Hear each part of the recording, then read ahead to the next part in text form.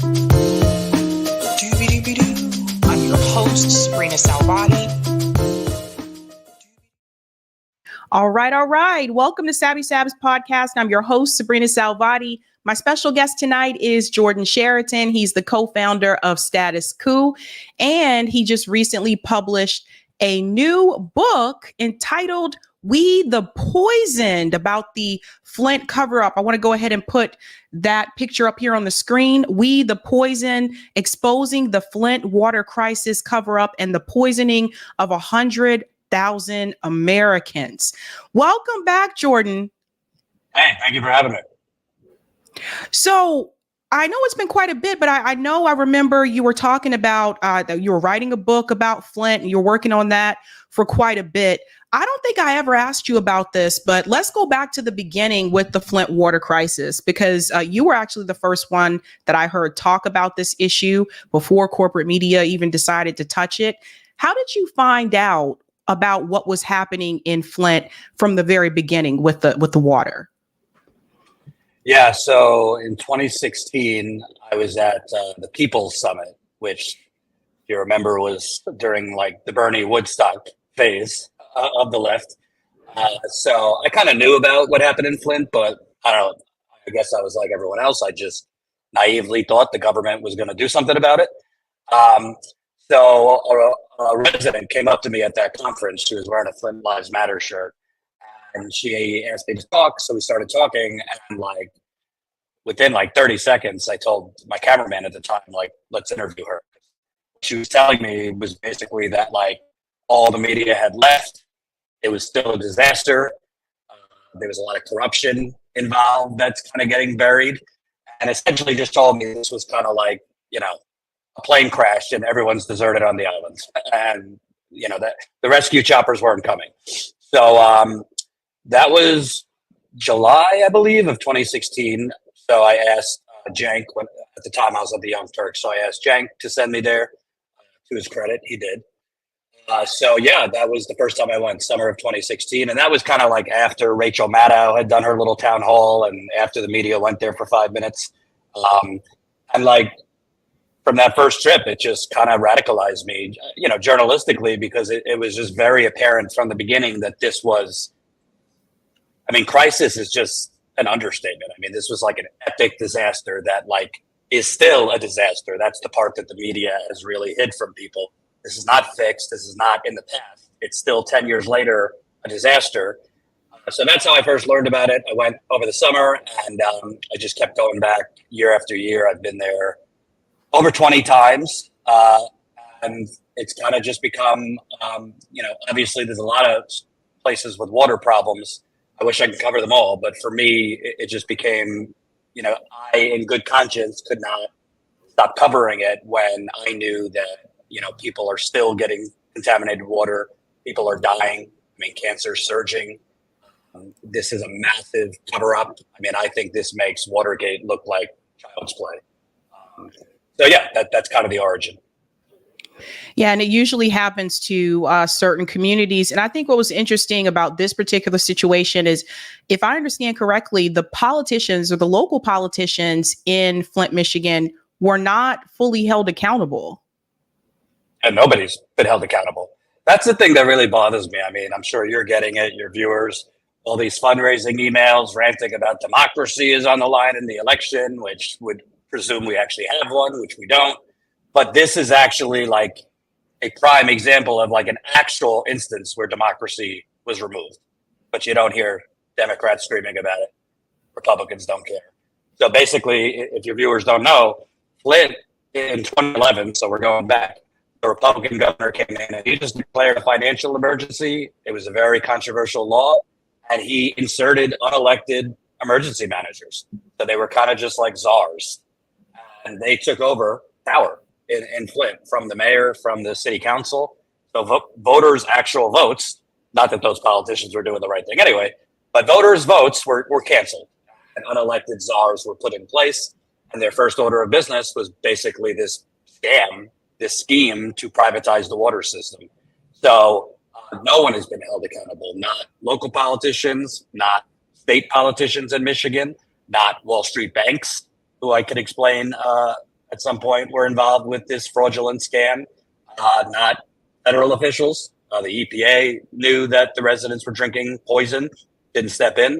So it's basically federal level, state, city, county. There's private foundations that were involved in this, and Wall Street banks. So that's why, to me, I don't really know of a situation that has all levels of government and Wall Street all in a dark cabal to privatize the water system. Then they screw it up and poison the community, and then they cover it up, and no one is held accountable. I mean, Watergate did not kill anyone. It was a bunch of knuckleheads that broke into an office. This is killing. I don't believe there's even a way of knowing how many people have died from this, because there was no health registry for many years. And I mean, people are dying of cancers, liver failure, kidney failure, all sorts of things. And it's not attributed to the Flint water. Yeah. And this is what I was trying to tell people before. Like, you don't see something like this happen in like Beverly Hills, right? Like it happens to poor, low income communities, typically low income communities of color. Also, like you can talk about Appalachia as well. It tends to happen like in those communities because I feel like the politicians just feel like those people are disposable anyway. And we've talked before about pipelines and how they ruin these communities. You said that some of the residents have been sick from drinking the water. You mentioned cancer. And then that brings me to like East Palestine, Ohio, because there have been a number of reports from residents there who still say they're experiencing symptoms, that they're sick because of the pollution from the train derailment there in East Palestine, Ohio. And it's like the government just turns a blind eye to this. I think it took Joe Biden a year to come to East Palestine, Ohio, to talk to the residents there. These communities, they're just forgotten about. It's like people just don't care. And I'm wondering, since people in Flint have developed like disease because of the water, do they have like some type of claim that they can pursue, like some type of class action claim or whatever? Can they sue the city? Yeah. So first, I want people to understand, because I think when people hear Flint, they feel, oh, it's terrible that's still going on, but they think it's just like Flint. I have stayed on this because this is much bigger than Flint. Like, they are using the playbook that they use to get away with poisoning Flint and covering it up. They're using the same exact playbook as we speak in East Palestine, Ohio. They're using it in Kalamazoo, Michigan, another story I'm covering. They're using it. I mean, I could name 20 communities off the top of my head where it's the same exact playbook. And East Palestine, for example, a lot of people think it was just the derailment is what poisoned people and what made people sick, including me. I got sick in April going there. It's a chemical petri dish still to this day, but the EPA is doing what they did in Flint. They're doing bullshit testing. They're cherry picking the data. In some cases, they're manipulating the data, and they're saying all clear. And they're not even looking for all of the contaminants that residents were exposed to. It's the same exact thing they did in Flint, and they rely on media who are just going to lazily regurgitate what the EPA or what the state environmental departments tell them. But in East Palestine, and that's why I say whether it's Flint, whether it's East Palestine, people on the left like to debate whether it's race, whether it's class. It's both. In Flint, that was a majority black community. East Palestine is a majority white community, but they're both poor. East Palestine residents, like I have been staying on this. There are men getting double breast cancer, very rare. There are women having serious issues, reproductive, menstrual cycles. There are residents having strokes. There are residents having seizures. There are residents peeing blood. There are residents pooping blood. There are residents with full body tingling, not just directly after, today, 19 months later. And that is because they literally detonated 5 cars of some of the most toxic chemicals like on Earth.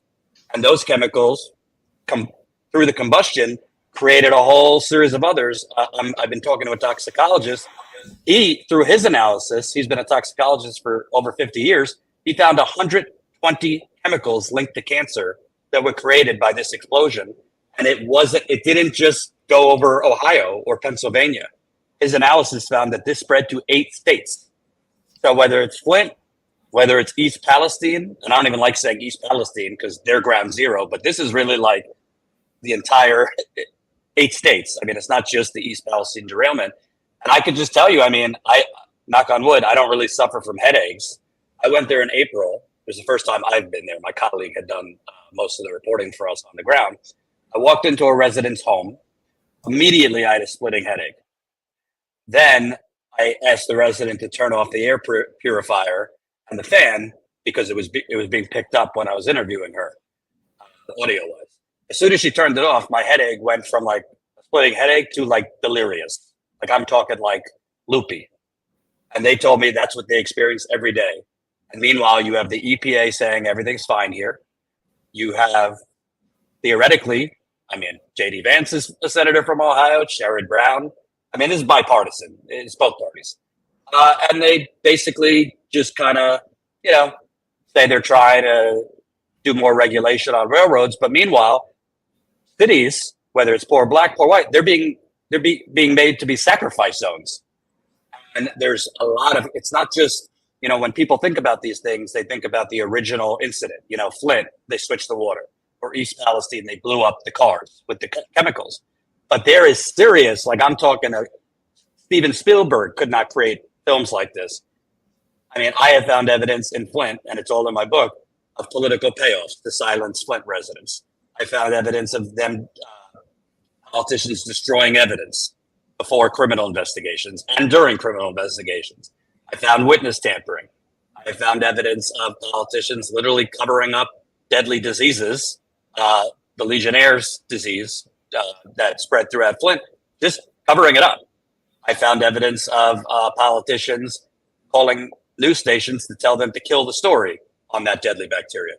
So when I say they're using this playbook and the media is complicit, in America, it's like people think with mass shootings, like it will never happen to my town. Well, if you're in the wrong place at the wrong time environmentally, the government sadly, they're going to do a lot of surface level things that make it look like they're helping you, but they're basically going to leave you to slowly die. And that's what's been going on in Flint for 10 years. That's what's going on in East Palestine. Covered a story in Kalamazoo that Gretchen Whitmer, who the media loves, literally, she helped a paper mill that's gassing a poor black community. When I say gassing, I mean literally. This is a packaging company. They are releasing 30 types of chemicals out of that plant. Residents in this poor Black community, severe levels of asthma, COPD. I met a mother whose 17-year-old daughter died from a severe asthma attack. A 32-year-old son just died, severe asthma attack. Gretchen Whitmer helped the packaging company expand despite knowing all this. So, I mean, I could go on and on, but bottom line, like, I don't think people know to the degree of the forget environmental, just government cover-ups that are happening in these sacrifices. That's right. And I noticed that Erin Brockovich, she actually did the foreword of your book. What is her take on it? Because I think a lot of us are all familiar. I think a lot of people saw the Erin Brockovich movie, so I think a lot of us are familiar with her. What has been her take on Flint and also East Palestine, Ohio? I think you had a chance to speak to her as well. Yeah, sometimes you got to pinch yourself because it's like you can't believe Erin Brockovich is calling you. But Erin Brockovich has called me, and it's like bizarre because she's literally venting to me. And this is Erin Brockovich, who has, I mean, I'm nothing compared to Erin Brockovich. But Erin Brockovich got sick in East Palestine too. She got a serious eye issue. She's had eye issues in the past because she has traveled to so many toxic areas. So she got sick in East Palestine. And she was basically telling me that, I mean, I'm on this for 10 years, this kind of reporting. She's been doing this for over 30. And she's telling me, like, this is literally what I've been fighting for over 30 years. And I just got dumb lucky that, her story in California blew up. But it is the same exact playbook. You have either things like Flint, where it's a financial scheme that, poisons the community and they cover it up. Or you have situations like East Palestine, where, corporation just basically in East Palestine, a lot of people think it was the derailment that got people sick. They aren't aware. Norfolk Southern, so the $1 billion railroad that derailed, the EPA allowed them to control the emergency response. So for those 3 days before they detonated the chemicals, Norfolk Southern, not the fire department, not the EPA, the company was controlling the emergency response. And they decided unnecessarily, that's the most important part. And this has been the National Transportation Safety Board has said this. They ignored expert advice on the ground that they did not need to explode these 5 cars of vinyl chloride because the temperatures were cooling. But the EPA allowed them to do it anyway. And I believe, even J.D. Vance himself has said this, they did it to open up the rail tracks quicker because they didn't want to lose $1 million a day, because that's how much they were going to lose as the rail tracks were shut down. But to answer your question, I mean, I can't speak for Erin, but in our conversations, in some ways, her activism, my reporting, you have kind of hopeful breakthroughs because residents on the ground, unfortunately, have to kind of do the job of the politicians, have to do the job of the media and kind of expose the cover-ups themselves. And I've been seeing that with the residents I talk to in East Palestine, in Flint. But then there's periods where you kind of feel helpless because I just feel like I'm kind of hitting my head against the wall over and over again because, like, I'm breaking the stories, I'm breaking the corruption, yet the media generally buries it. The politicians generally don't do anything. And you know how it is. I mean, in our 24/7 news industry with podcasts and TikTok and 25,000 channels, I mean, it's hard to remember what happened yesterday, much less 10 years ago. So the longer time passes, for example, East Palestine, it's a year and a half old. But I mean, it's the same thing as Flint. They're going to cover it on anniversaries and they're not going to cover it after that. Flint, they cover it on anniversaries. They don't cover it after that. And in the case of Flint, I mean, I was just there for my book. People are coming up to me. Residents are coming up to me, showing me rashes they're still getting from the water. So that's why I say this is not like, oh, the Flint water crisis was a terrible tragedy that happened in the past, but now it's over. They're still getting rashes. There's still residents posting on social media they're getting brown water. East Palestine, I have residents reaching out to me all the time, and I was just there interviewing residents. I just spoke with a 50-year-old woman who was healthy before this. Now she has dementia. Again, the man who got double breast cancer. An 18-year-old who was healthy before this. Now she's having seizures. 30-something-year-olds passing blood through their poop. Like, this is happening in America. And meanwhile, we're talking about democracy being on the line. I mean, how can you say you have a democracy if people are being harmed by the government? Benefit of the doubt, even if you wanted to say it's all an accident. Okay, well, if the government or corporations accidentally harm people, you would think a democracy would try and, make those people whole, provide them health care, relocate them if they want. None of that's happening. So, yeah, I mean, it really, I continue to stay on this because to me, this is not just about Flint. It's not just about East Palestine. It's about we're either going to live in a country where, we don't use citizens as guinea pigs for financial scams, multi-billion-dollar corporations, or we're going to live in a country where we're just going to have a revolving door of sacrifice zones. And if you're in that sacrifice zone, sorry, you're kind of shit out of luck because the government's not going to help you. That's right. And there are multiple places in the U.S., you guys, that have dirty water. It's more common than you may realize. And I think Flint is probably the most popular case, but it's all throughout the United States, particularly in the lower income and poor neighborhoods. I'm curious, has it been or has anyone mentioned to you, I was just thinking about this, looking at the cover of the book, you and Erin maybe possibly like creating a documentary around this to see if it would get even more buzz? Yeah, I've been pitching her to do a kind of like, call it a toxic tour, where we kind of go around, neither of us want to get sick, but yeah, we've talked about that because honestly, I don't think people, and I don't blame people because how would they know? The media is not covering it. But I don't think people truly understand, and you just mentioned it. I mean, there's an alarming amount of our water in America that is contaminated. I mean, we spend $1 trillion on national security. I really can't think of a greater national security threat than the number one thing you need to live being contaminated, which is water. I mean, we have contaminated water from lead. We have contaminated water from forever chemicals, which are PFAS. And it's now becoming more not just in poor communities.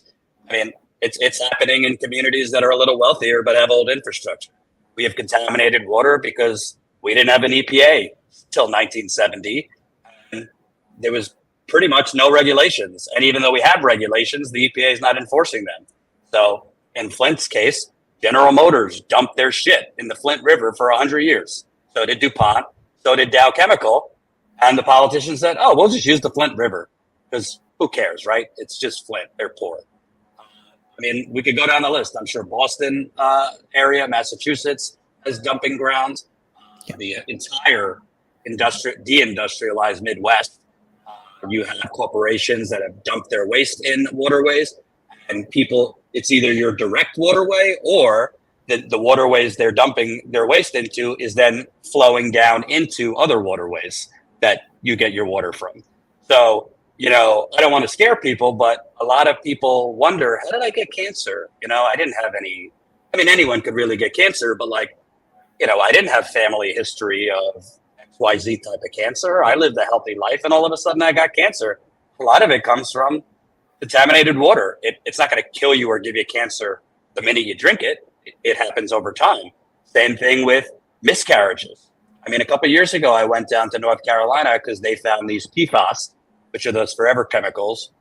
If people don't know, they're created as a byproduct from the manufacturing process of things like Teflon, like nonstick cookware.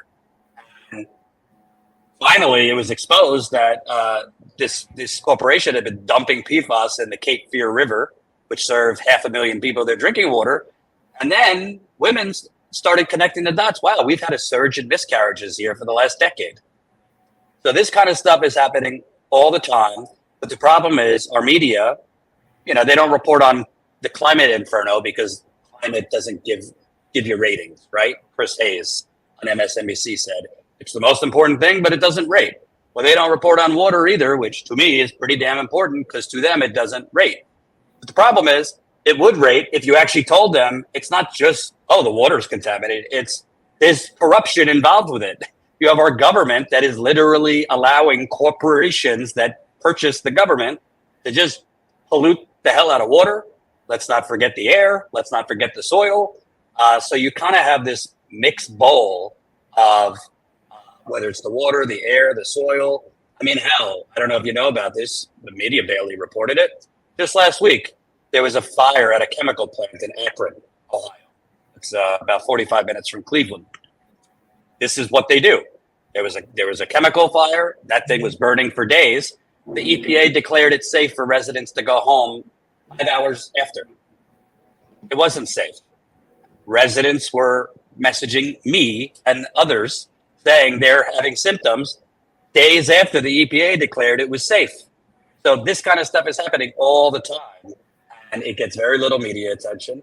I'm not gonna lie, it's not as sexy as like the YouTube food fight or whoever's fighting with who and drama and all that.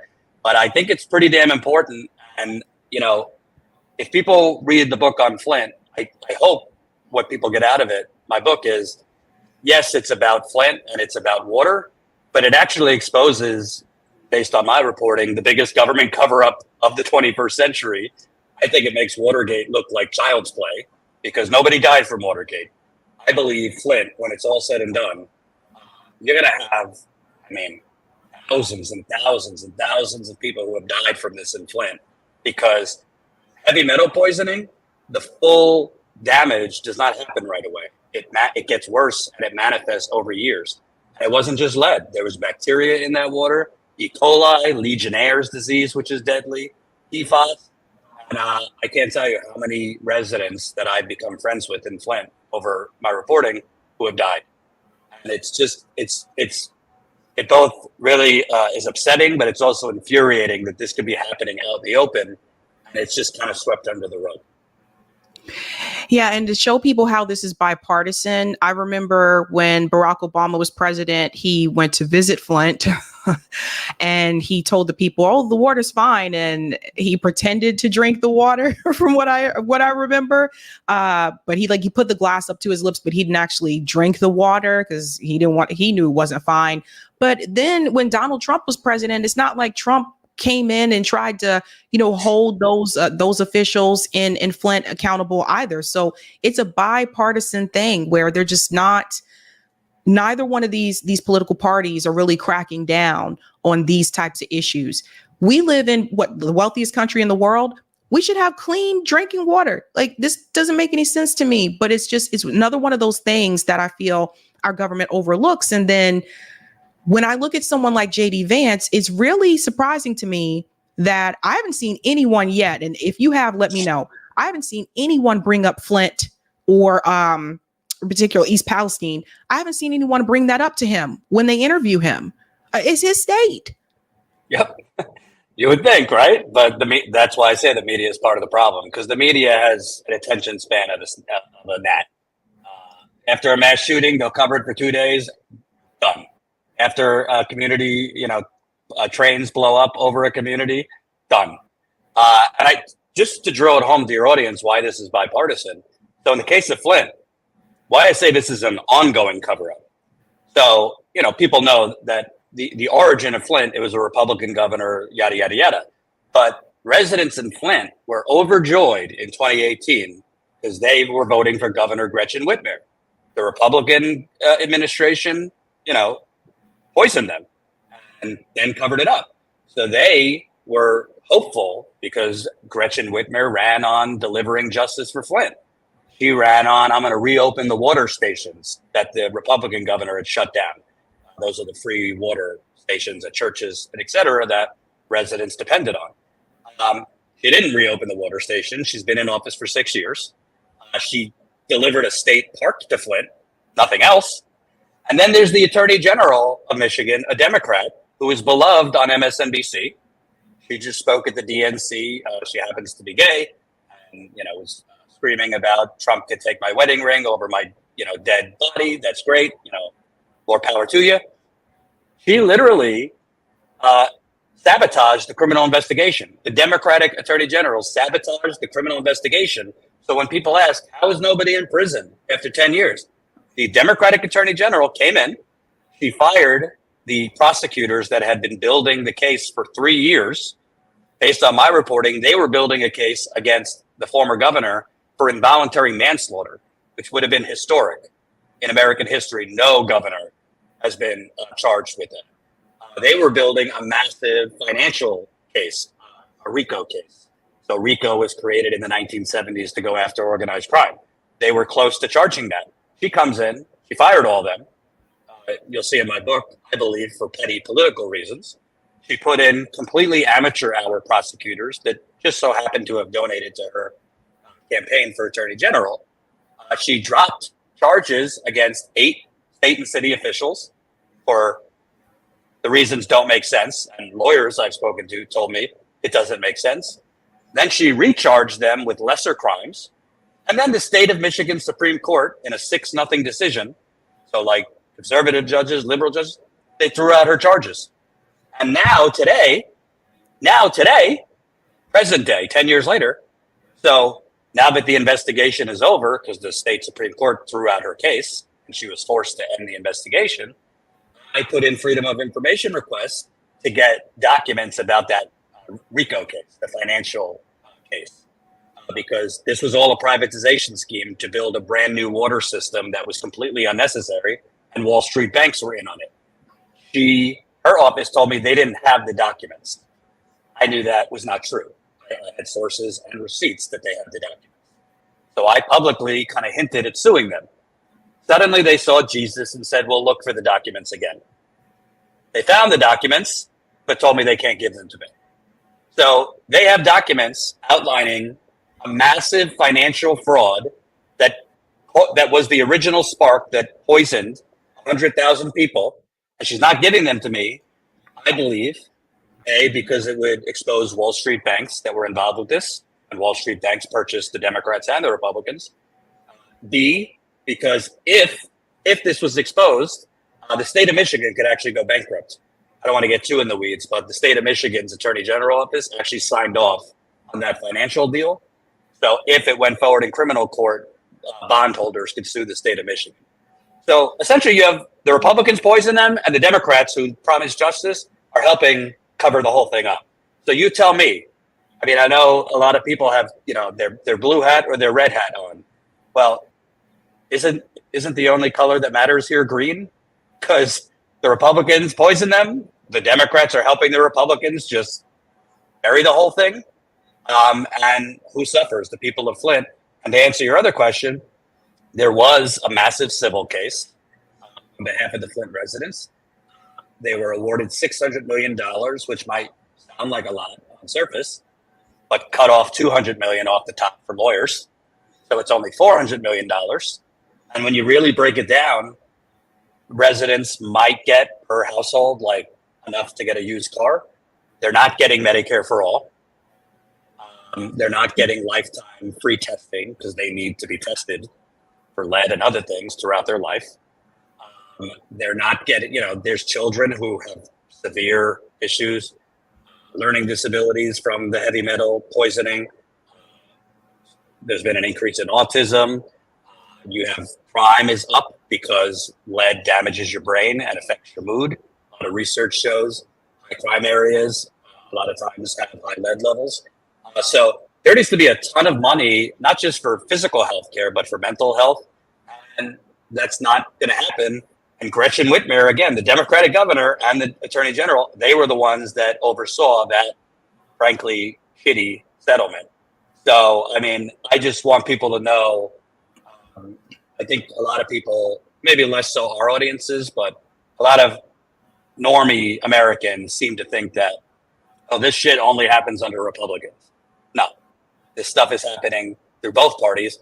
And speaking of J.D. Vance, my colleague Lewis confronted him in February.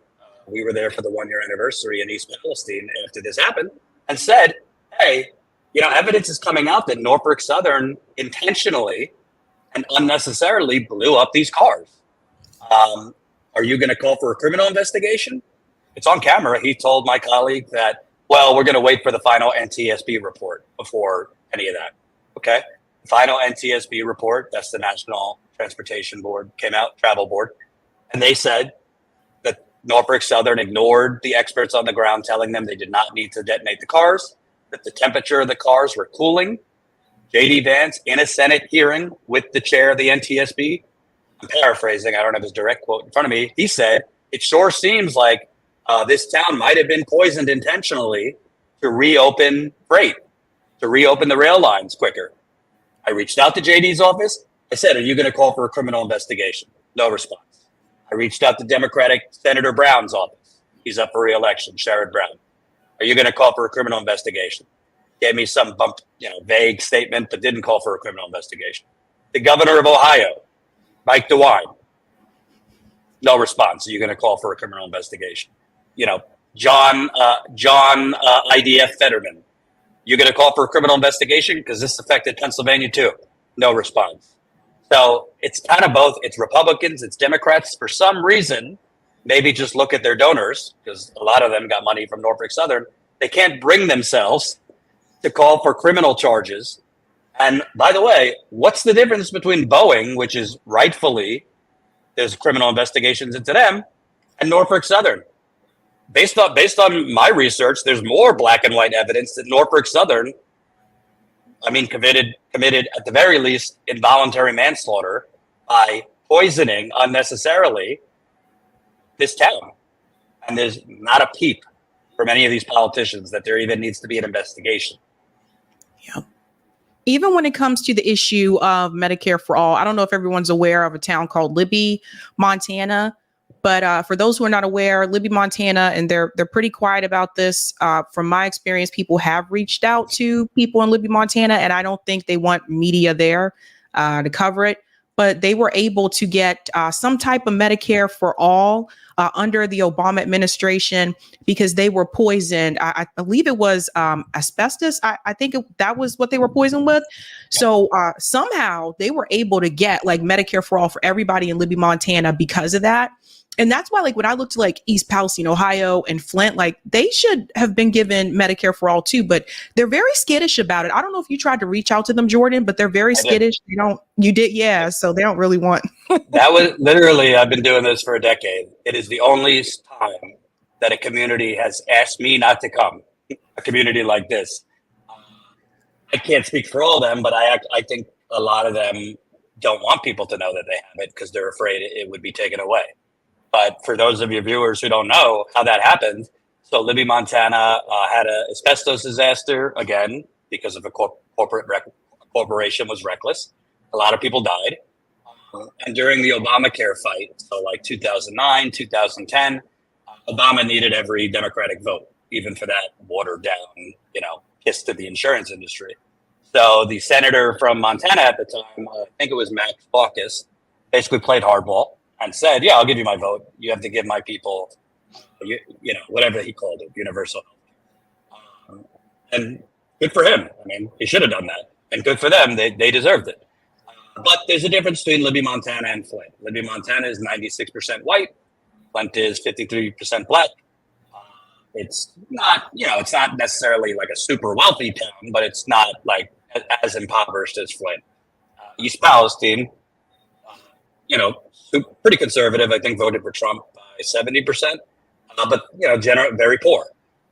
So why is it that Libby, Montana got this? Again, they should have gotten it, but Flint didn't get it. East Palestine didn't get it. This is pennies to the federal government to provide these communities with Medicare for all. And in my view, based on just travel in the country and seeing all this, I don't think the government wants to set up the precedent that they can actually help people. I know that sounds simplistic, but I don't think they want to start providing free healthcare, free services to different communities because like you said, there's a lot of communities with water problems or air problems or soil problems. So if we're going to start giving it to Flint and we're going to give it to East Palestine, and maybe we're going to give it to Kalamazoo, which I described what's going on there, then we're kind of creating a precedent here that we're going to provide healthcare and other services when communities are, have these disasters. Well, they provide, the government rebuilds when there's a hurricane in a community. They rebuild when there's a tornado. But apparently, if it's water, air, or soil, the there's all this bureaucracy and red tape, and well, we can't do it because of the law. But at the end of the day, I mean, I would just tell your viewers, it's if you're not there, you don't see it. It's hard to describe. But I mean, being in Flint 10 years later, or being in East Palestine like I was a few months ago, it's kind of just like living in an alternate reality. What I mean by that is just like East Palestine right now is a disaster. It's not some residents who are sick. And to be clear, it's not just East Palestine. I mean, I was there a couple of weeks ago on the way back from Flint for my book. I went to East Palestine and I did like a mini town hall. I interviewed people in Pennsylvania, and I was meeting people that are very, very sick because that plume went east over Pennsylvania. And there's a resident there. She's 35 and she completely lost her hair. And she lives 7 miles from where the derailment was. And she knows other women who are losing their hair completely, and they're being diagnosed with alopecia. Well, I mean, it could happen. Ayanna Pressley, for example, has alopecia, but 30-somethings don't just lose their hair out of nowhere. So people should know, like the media is very successful in pushing a narrative that, or just regurgitating what the government says, that, there's these things are being cleaned up. And the corporation Norfolk Southern spends millions of dollars in PR, putting out like we're making it right. And they have pictures with them funding Easter egg hunts with kids in East Palestine and doing barbecues and putting $20 million into a state park. And the media reports that. In the case of Flint, the media just reports EPA numbers that say lead levels are back to, very low levels. Well, it's all just lazy regurgitation or propaganda for corporations. Meanwhile, if you actually go to these places, you'll learn very quickly the residents are still sick. Like I said, Flint, people are getting brown water to this day. It's not to the degree it was back then in 2016, but it's still, in a lot of parts of Flint, they get brown water. I've been in homes like 3 weeks ago that the water stinks. Residents still lose their hair in the shower in some parts of town. Rashes. I mean, little Miss Flint, she became famous. She was like a little girl when this happened. She just came to my book thing. She's showing me photos on her phone of brown water from like 2 weeks ago. So what are we doing here in America when we're hyperventilating about democracy, but we're just, basically sweeping under the rug that whole communities are being poisoned? I mean, if I poisoned you, I'd be going to prison and they'd lock me up for the rest of my life. If you poison your neighbor, that's what's going to happen. But if the government does it or corporations do it, we kind of have just created this normalization and kind of sweep it under the rug. That's so true. Well, Jordan, one more thing for you. I know like you're heavily on the ground. So Status Quo, for those not aware, Status Quo does a lot of on the ground coverage. And I know recently you covered the protest that was outside of the Kamala and Trump debate. And I saw a little bit of that before the debate started. I think I've been fortunate in the fact that none of the protests in Boston have had a large police presence. I mean, there've been cops there, but they were not overbearing compared to what I've seen from some of the other cities. So when I went on the ground in Boston, we really did not have that type of presence. However, I've seen some of the protests that you guys have covered at Status Quo have definitely had a heavy police presence. And I've seen videos before where Tina was knocked to the ground by a police officer. And I'm curious to hear from you, what was it like recently outside of the debate? And do you feel that covering these types of events, those protests on the ground, do you feel like it's becoming more unsafe? Yeah, well, first of all, I just want to be clear, for these protests, it's been my cameraman, John. He's covered at this point, probably like 80 of these ceasefire protests. He started pretty much right after October 7th. They started in New York City. He's covered New York City, DC, Chicago. Tina's done a few in LA, and John particularly has been incredible. I mean, honestly, it looks like, militarized police is like an understatement. The cops have been out of control. He captured Chicago. They were tasing pro-Palestinian protesters who had no weapons. weren't doing anything, weren't violent. He's captured cops just literally punching protesters in the face. He's captured cops ripping female protesters' hijabs off their head. Sorry if I'm mispronouncing. Literally yanking Arab people, like yanking them and their keffiyehs off. The New York City, I mean, it's not a surprise because New York City police is the biggest gang in the world. But I mean, just also the campus protesters. He's captured horrific footage of cops beating on, kids, like college students. And then the media runs with this bullshit, the anti-Semitic protests, when, I can't put a percentage on it, but I would say it's safe to say like 30, 40% of the protests are Jewish people out there. He was covering the protests at Columbia where it was Jewish students and Arab students like sitting down, having a Passover Seder. I don't really know how that could be anti-Semitic. So I think what his coverage in Chicago showed, when you want to talk about an alternate reality, like that was an alternate reality. You had that, cheerleading and pom-poms and good vibes all around inside the DNC. But outside, they were literally cracking skulls in Chicago. And that's why, to me, this is more important than who wins the election. There's a genocide going on, in my view. But I really think the Democrats, it's not the same thing, because obviously this is a genocide. But I really look at how the Democratic Party treated Bernie delegates at the 2016 convention in Philadelphia. They wouldn't allow Nina Turner to speak and introduce Bernie. They treated Bernie delegates like dog shit. I don't think that's the reason Hillary Clinton lost, but I do think, they kind of just took advantage. These people, they'll come home in November. They'll vote for us. I think they seem to think that either a lot of these, Arab Americans in Dearborn are going to just grin and bear it and vote for her, or a lot of these young people who are out there, and it's not just young people. There's older people at these protests too, are going to, see the light because Trump is worse on this. But I think if she loses, I know a lot of people think she can't based on the debate, but I remind people Hillary Clinton had defeated Trump in most of the debates too, and she lost. So bottom line, these protests are horrific. The cops, particularly in New York, DC has been pretty bad too. Tina, in LA, not just on these protests, but so many protests. Tina's been roughed up by cops there. So I think, and based on the protests I've covered, it's definitely not so safe anymore. I would say dating back to even the Ferguson protests over a decade ago, the cops were attacking journalists and protesters there. And that's another thing that's kind of been normalized in America. Just journalists are arrested, journalists are beat up, protesters are beat up, and now they're basically trying to criminalize protesters. Look at Top City in Atlanta. They've charged like dozens of protesters with domestic terrorism. That is dystopian. You want to talk about fascism? That's fascism.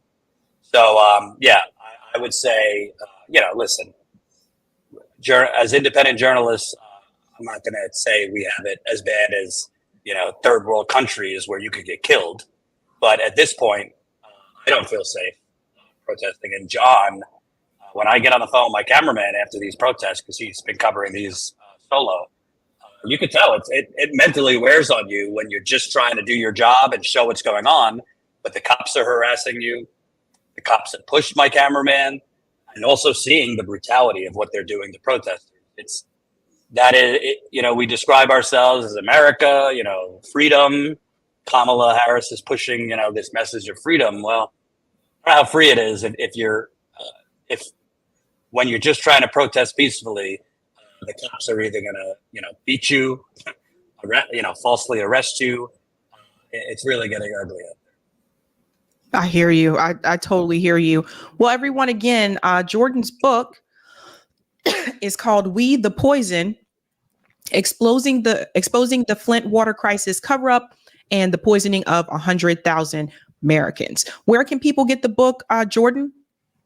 Yeah, you could order it on Amazon, Barnes and Noble. It's in a lot of physical bookstores too, but most people have been ordering it online. If it's not at your bookstore, the audio version, I'm excited, is coming out at the end of the month. So if you listen to books rather than read it, that'll be out September 27th, I think, on Audible and a lot of the audio platforms. So right now, you could order it on Amazon, Barnes and Noble, bookshop.org, which is more independent, or go to your. I've kind of been, hit or miss. Some people go to their bookstore and it's there. Some people it's not, but you can definitely get it online. Awesome. Jordan, thank you so much for coming on. Thank you for having me. I really appreciate it. Bye. All right, guys, definitely check that out when you get a chance. Again, that's one of those stories that I do feel like corporate media no longer discusses. They just pretend like everything in Flint is fine, right? Typical of corporate media. We do have a number of stories I want to cover tonight, ladies and gentlemen, so I hope you get comfortable. I want to go ahead and shout out patrons. We'll go to comments, and then we'll go to the thumbnail. And I'm going to start out with some good news. Some good news that I know you guys have been waiting for. Hello.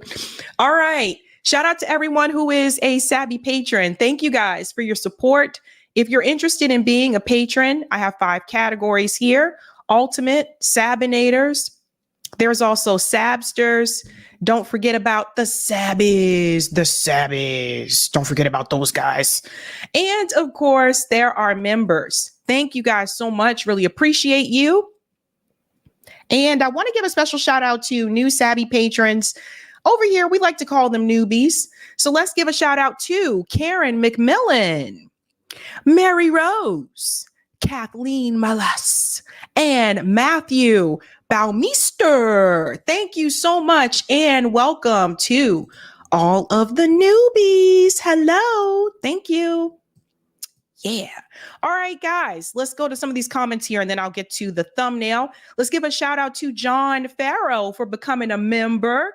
And let's give a shout out to Wajida Muhammad for becoming a member. Let's give them a big whoop, whoop. Yeah. Thank you, Savannah. Did you hear about a debate whistleblower? I did not, Savannah. Do tell. Do tell. I'd like to hear that. Thank you, Frank. I think I told you about our community. Memphis, Tennessee, the old Memphis Defense Depot.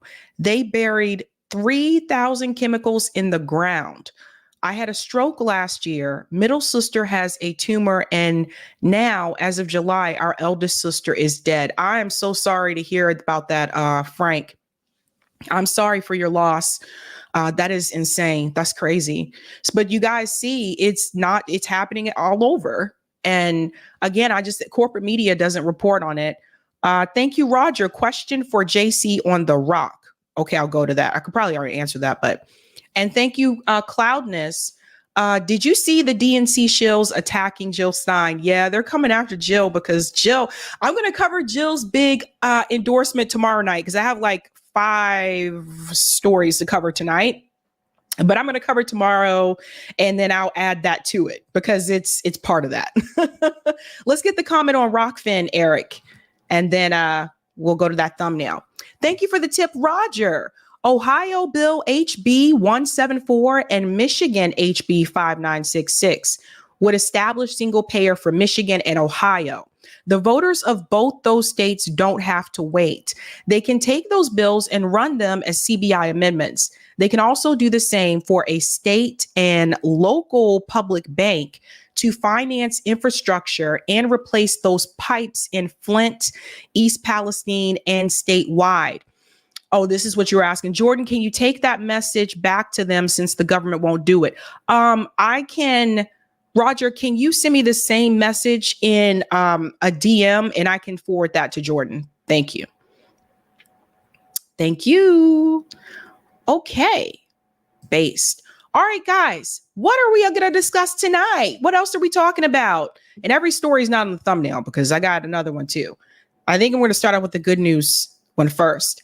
Tonight, we are discussing Trump and Kamala swaying voters. We're talking about that post-debate reaction. What is happening now? Have any voters been swayed by the debate? We're going to talk about what the polls are saying, and we're going to talk about some of the criticism about the debate, what people were saying about the format, etc. We'll get into all of that jazz. We're also going to discuss Candace Owens is suspended. This is a big story here for someone who has a massive platform that she has. Again, I don't agree with Candace Owens on a lot of things, but we are going to cover this about the suspension there because that is a censorship story, and you guys know how I feel about that. We're also going to discuss Israel strikes a school. So there's another attack that happened that a lot of people didn't know was happening because it was during the debate. So we'll get into that. Jordan Chariton was just here, and we're also going to cover breaking news about the Uhuru 3. We're going to give you an update on that case and the endorsements that are coming in for politicians. We're going to talk about what's happening here since this Taylor Swift endorsement and what that means for Kamala and Trump, and also some of the people that have decided not to make an endorsement. We're going to talk about them as well. Let's get that comment from Soccer Papa, and then we'll dive right in. All right. Thank you, Soccer Papa. Sabby, if you want to dig in PFAS pollution done by the U.S. military, please bring Pat Elder from militarypoisons.org on. His handle is @militarypoisons. He spent his life on the subject. Thank you for that. I can check that out. All right. Good news, ladies and gentlemen. Well, sort of. But, they're saying this is still a win. So let's start off with that. You guys know the Uhuru 3 has been on trial in Tampa, Florida. They were accused of being Russian agents. I have some good news coming your way. Shout out to Caleb Maupin, who was there on the ground. Uhuru 3 are found not guilty on being in violation of FARA and not guilty of being foreign agents. This is huge. Now, here's a little piece about this, though. They did find them guilty of conspiracy. It says appeals will be pending at hands off. Uhuru considers this a victory. So we'll get into this a little bit more detail here. But one of the things that I wanted to add is the fact that they were found not guilty of FARA and not guilty of being foreign agents. This is a big win for the left. This means there's no jail time for them. I think they're going to try to appeal the guilty of conspiracy verdict there, but there's no jail time. And again, I see this as a win for the left. Right. So I want to show you some of the comments coming in because Indy here said, does this mean jail time for any of them? And of course, Greg here is like, no. I already looked into that too as well. Tara Reed, what a relief. But how can they be guilty of conspiracy if not guilty on the main charge? That's a good point there. This one here from Augusto, it surely is great news in general. The charge of being foreign agents was the height of preposterousness. I still worry about the conspiracy guilty verdicts. However, since as so many recent trials have shown, the imperialist government considers everything to be, conspiratorial. So let's go into this a little bit more. Breaking news here again. St. Petersburg Uhurus guilty of conspiracy, not guilty of acting as Russian agents. A federal jury deliberated all day Wednesday before returning a verdict Thursday. So let's get into this here. There is Chairman Amali Yeshitela. I think my comrade Nick, by the way, he was on a Zoom call giving a speech there for political prisoners. So he was invited to be one of the speakers, and Chairman Amali Yeshitela was also a speaker there. So Nick was pretty excited about that. And I want to get into this here. So it says, the Uhuru said their support of Russia was free speech. On Thursday, a federal jury said it was a crime. After a week-long trial that touched on complicated issues of national security, foreign relations, and the limits of the First Amendment, a panel of 8 men and 4 women found 3 members of the St. Petersburg-based African activist group guilty of conspiring to act as unregistered Russian agents. Weird, right? I know. But the jury found the group not guilty of the more serious charge of acting as agents of a foreign government. So this is where the wording gets a little bit tricky. So they're finding them guilty of conspiracy to act as an unregistered Russian agent, which again doesn't make any sense to me because they found them not guilty of actually being Russian agents. Does that make sense to you guys? So it goes on to say the defendant showed no immediate reaction as U.S. District Judge William Jung announced the verdict Thursday morning. Minutes later, though, their mood was jubilant as they strode out of the courtroom on the arms of supporters who had watched the trial closely. And here's a statement here from Amali Yeshitela. Relentless, he declared, the longtime leader of the Uhuru movement and its umbrella organization, the African People's Socialist Party, Uhuru. Now, I want to say something here. So, yes, they are pretty happy about this. Again, no jail time. They were not found to be guilty as foreign agents. This is a big deal. And I do consider this to be a win for the left. And we got to think about when we talk about like political prisoners, etc. After everything that happened with Julian Assange, with Edward Snowden, it's nice to get a win. Now, Julian was, released, but look at how long he spent in jail. And that was my concern with the Uhuru 3. My concern was that if they find them guilty of being foreign agents, which I never believed in the first place, then they would have to go to jail. And then for how long? And would they, abuse them the way that Julian was abused? So these were kind of things that were running through my mind. It goes on to say here, Penny Hess, 78, and Jesse Novell, 34, members of the group's white allies, were also found guilty for their respective roles in what the federal prosecutors described as a 7-year conspiracy to sow discord and inflame American political tensions at the behest of Russia. This is insane. It's crazy. A fourth defendant, Augustus C. Romaine Jr., a former Uhuru member who in 2018 found the Atlanta-based Black Hammer Party, was also convicted of conspiracy.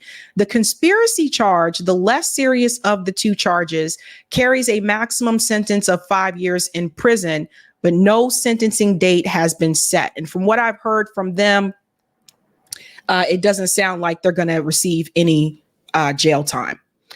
The most important thing is that they were unable to convict us of working for anybody except Black people.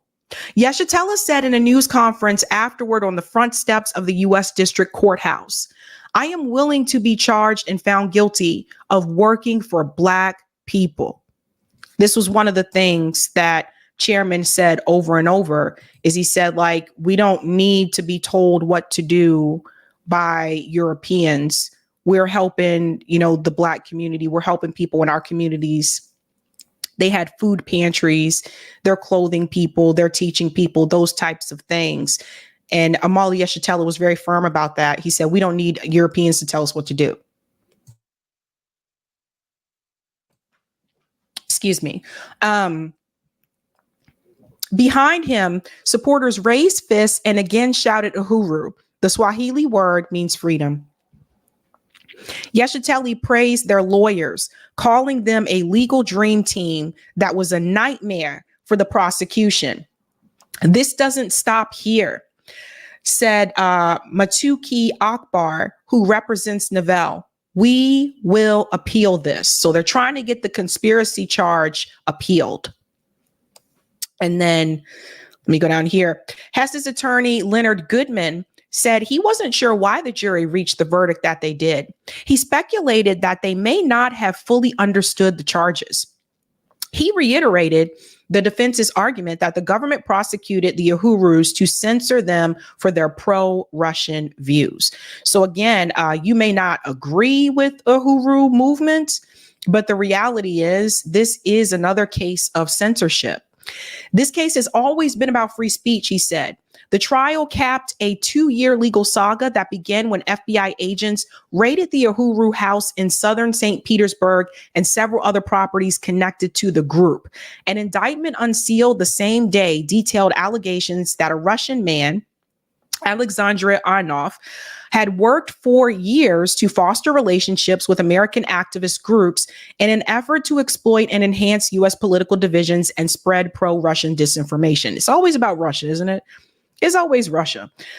Ainov, 34, runs the Anti-Globalization Movement of Russia, an organization funded by the Russian government whose stated mission includes support for the nation's sovereignty and security. It says in 2015, Ainov invited Yeshitela to Moscow to discuss future cooperations. Prosecutors allege he had offered to pay the Uhuru movement and spread their message to an international audience in return for their assistance in carrying out various actions and events. Upon his return to the U.S., Yeshitela, who is 82, can you believe Amali Yeshitela's 82?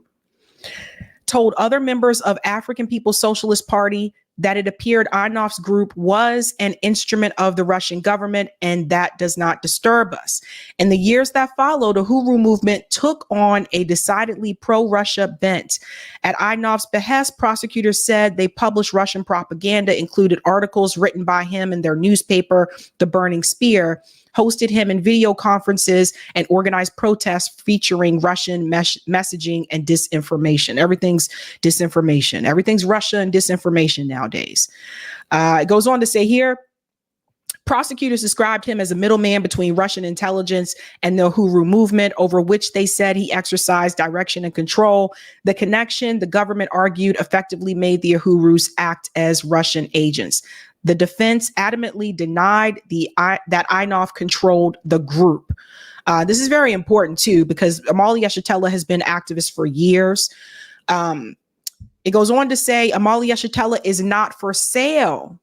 That's his attorney, Ade Griffin, told the jury in closing arguments. Among the evidence they highlighted was a Facebook message Yeshitela sent to Ainov in 2016. In it, he stressed that the nature of their cooperation with him was as allies, not employees. The defense noted that Yeshitela and others sometimes refused to do things that Ainov asked of them.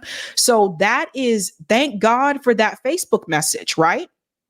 Thank God for that, because that was his proof. And then that's the Uhuru house there. So again, they are considering this to be a win. They're going to try to appeal the conspiracy charge, but Amali Yeshitela and them, you know, as right now they are free. And I do consider this to be a win for the left. We need some wins, right? I'm telling you, everybody's Russia. It's Russia, Russia, Russia. You remember that Brady Bunch episode where she's like, Marsha, Marsha, Marsha. Like, I feel like everything is Russia, Russia, Russia. You know what I'm saying? Aye. Let's go to some of the comments here. Thank you. My StreamYard thing is moving slow. Sorry. Casey said, could you imagine someone being prosecuted for working on behalf of Israel? Almost our entire Congress would be in jail. Oh, absolutely.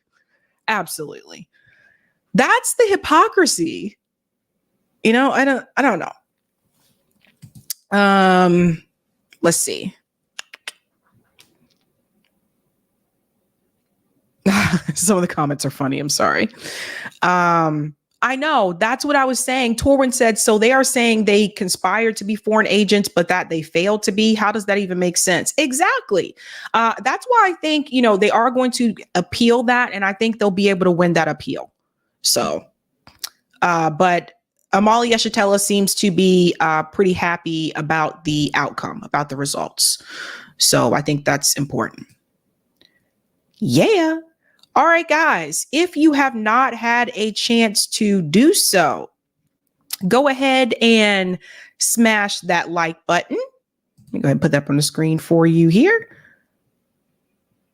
Oh, Eric, can you fix the type VNC? I accidentally hit the wrong thing. Can you just take it back to where it was? All right, smash that like button if you haven't had a chance to do so. And if you're new, don't forget to like, sub, and share. Thank you very much. All right.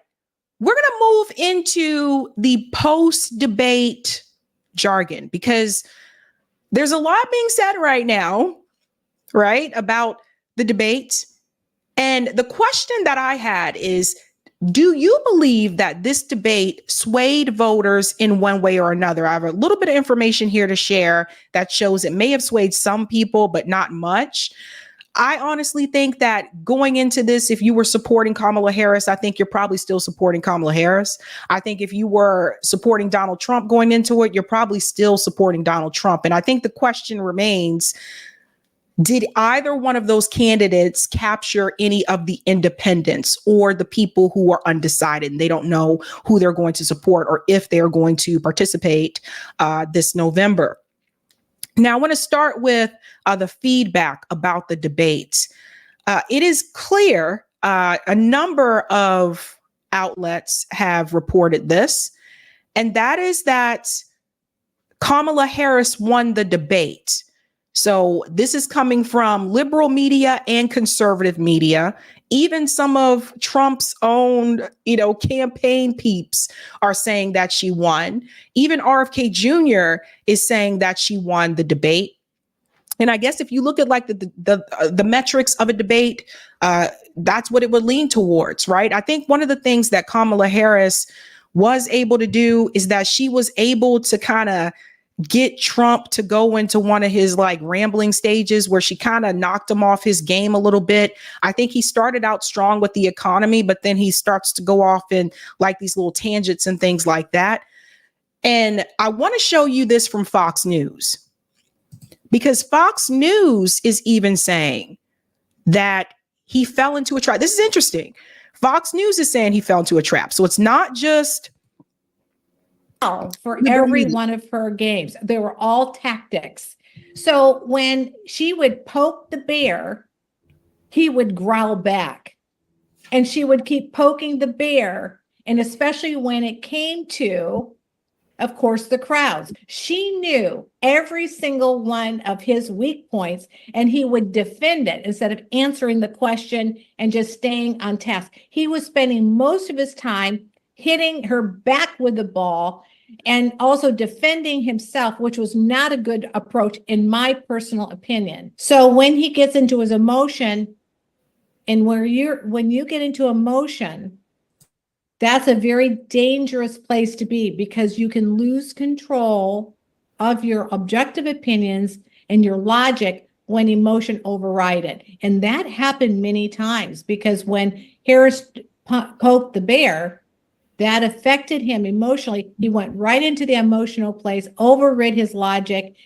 And then what he did is to cover for that is become angry or dismissive, rolling his head back. But overall, you could see that he is wearing a lot of weight, and it's right there in his face. So when the two of them came out onto the center stage, it was interesting to watch the dynamic, because it was Harris's position. She was going to be the first initiator, because her stride and her walk was more in a quicker stance, right? She knew that former President Trump was not going to engage. So Kamala Harris was going to approach him. There was a slight hesitation as she moved into his proxemic. So think about the stage of having a center line. She crossed the center line into his space. She paused for a minute. She was almost slightly hesitant, but then she went for it. I think that was a good move on her part right from the beginning, because she was saying, regardless of anything else, that we're going to do this and we're going to make a handshake on it because they're in it together. So I'm going to give her a point for that one. Okay, that's all I wanted to play there from Fox News. And don't worry, I see some of the comments. Eric, can you take me back to the thing? I can't find a thing. Thanks. I already see some of the comments. We're going to get to it. Okay.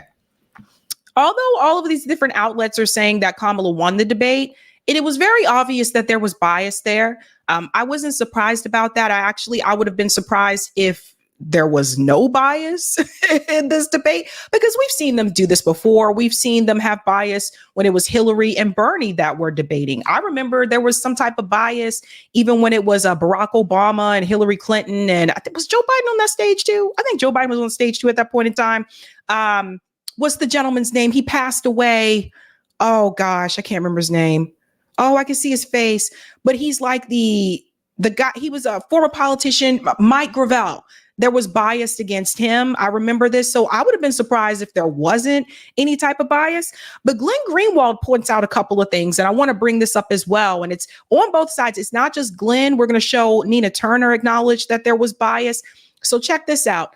Glenn Greenwald reacts to the one-sided fact-checking during last night's presidential debate. We're going to play a little bit of this because I think he was spot on here as well. What I do want to start with, though, is the way in which this debate was structured and moderated, because honestly, it kind of shocked me. And the only reason it shocked me was because my understanding of the structure was that it was going to be identical to the first CNN debate. The first CNN debate, it was conducted, and I said so at the time, I was surprised at how fair that structure was. The moderators asked questions, they kept track of the time, they made sure that each candidate had equal speaking time, Biden and Trump.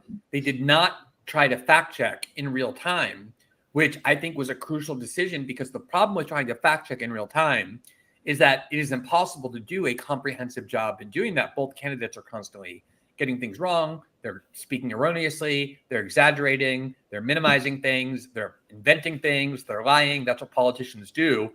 And so you either have to decide you're not going to fact check at all, or you're going to fact check every single inaccurate and false claim that came from the mouths of both candidates, which is basically impossible to do. And so if you do this thing that the moderators did, David Muir, and I don't know the other ABC host name, what you end up doing is what happens, which is you get driven by your own biases, your own preconceptions of issues and candidates. And so every single fact check, formal fact check and informal fact check, involved primarily David Moore, the ABC correspondent and host and moderated the debate, arguing directly with Donald Trump, constantly saying after Donald Trump was finished speaking, that is not true. What you said is inaccurate. What you said is false.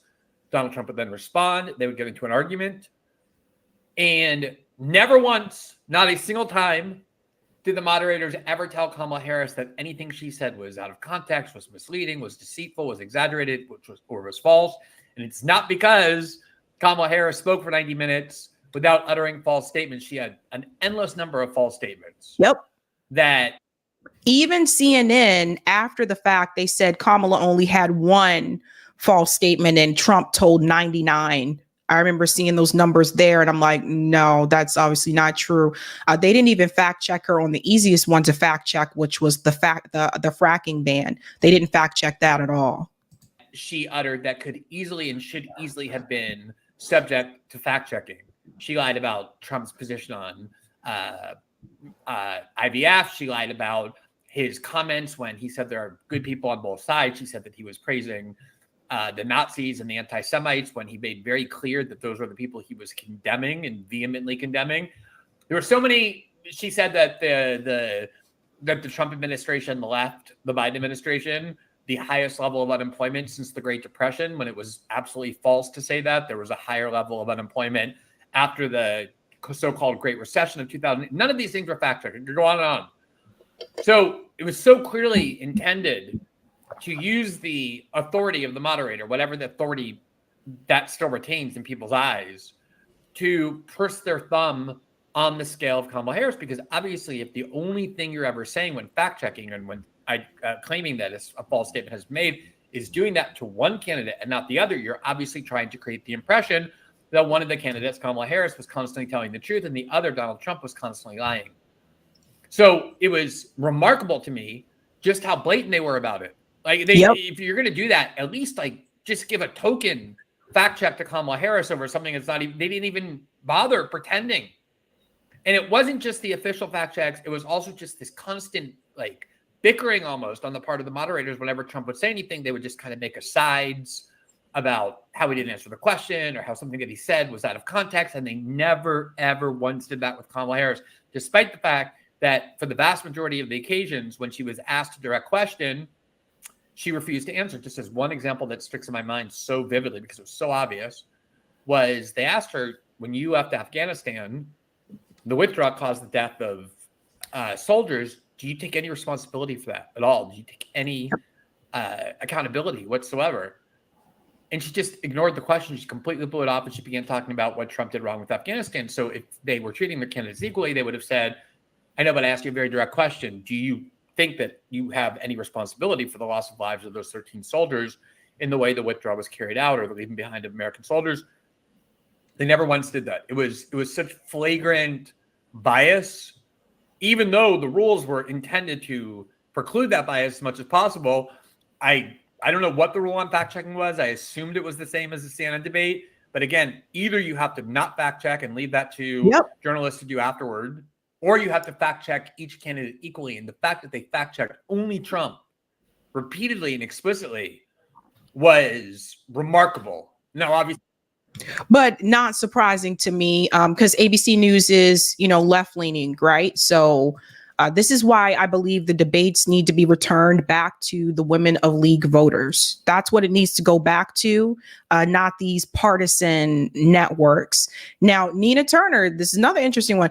Nina Turner is also going to admit that it was biased. So you're hearing this from people from different political ideologies. Listen to this. So the ultimate debate is going to be election day. Correct. We all understand that. That's one. But and that's where the winning and losing matters. I'm really channeling Tom Hanks here, his character in A League of Their Own. There's no crying in baseball. Yeah, I just said she had a strong performance. She had an extraordinary performance, and President Donald J. Trump did not adapt. He still does think in his mind that he is running against President Biden. The vice president made it very clear you're not running against Joe Biden, but he did not adapt. He didn't change. He didn't have any vision. It was all, what is all wrong with America? He could have changed. He could have pivoted, but he didn't take the opportunity. He didn't take the opportunity to pivot. I will say this.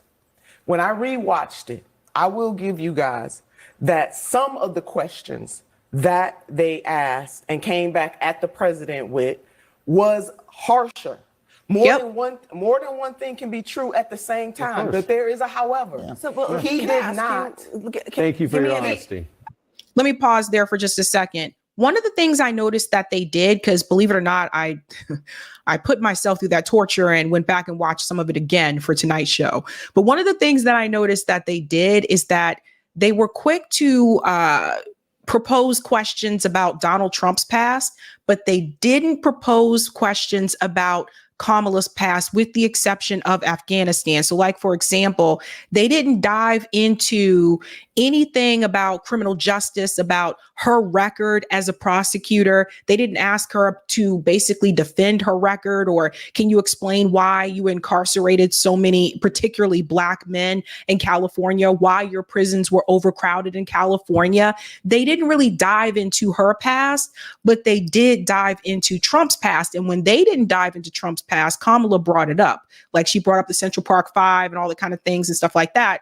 Not saying you can't do that, but to Glenn's point, you need to be fair across the board. If you're going to dive into his past, make sure you dive into hers as well.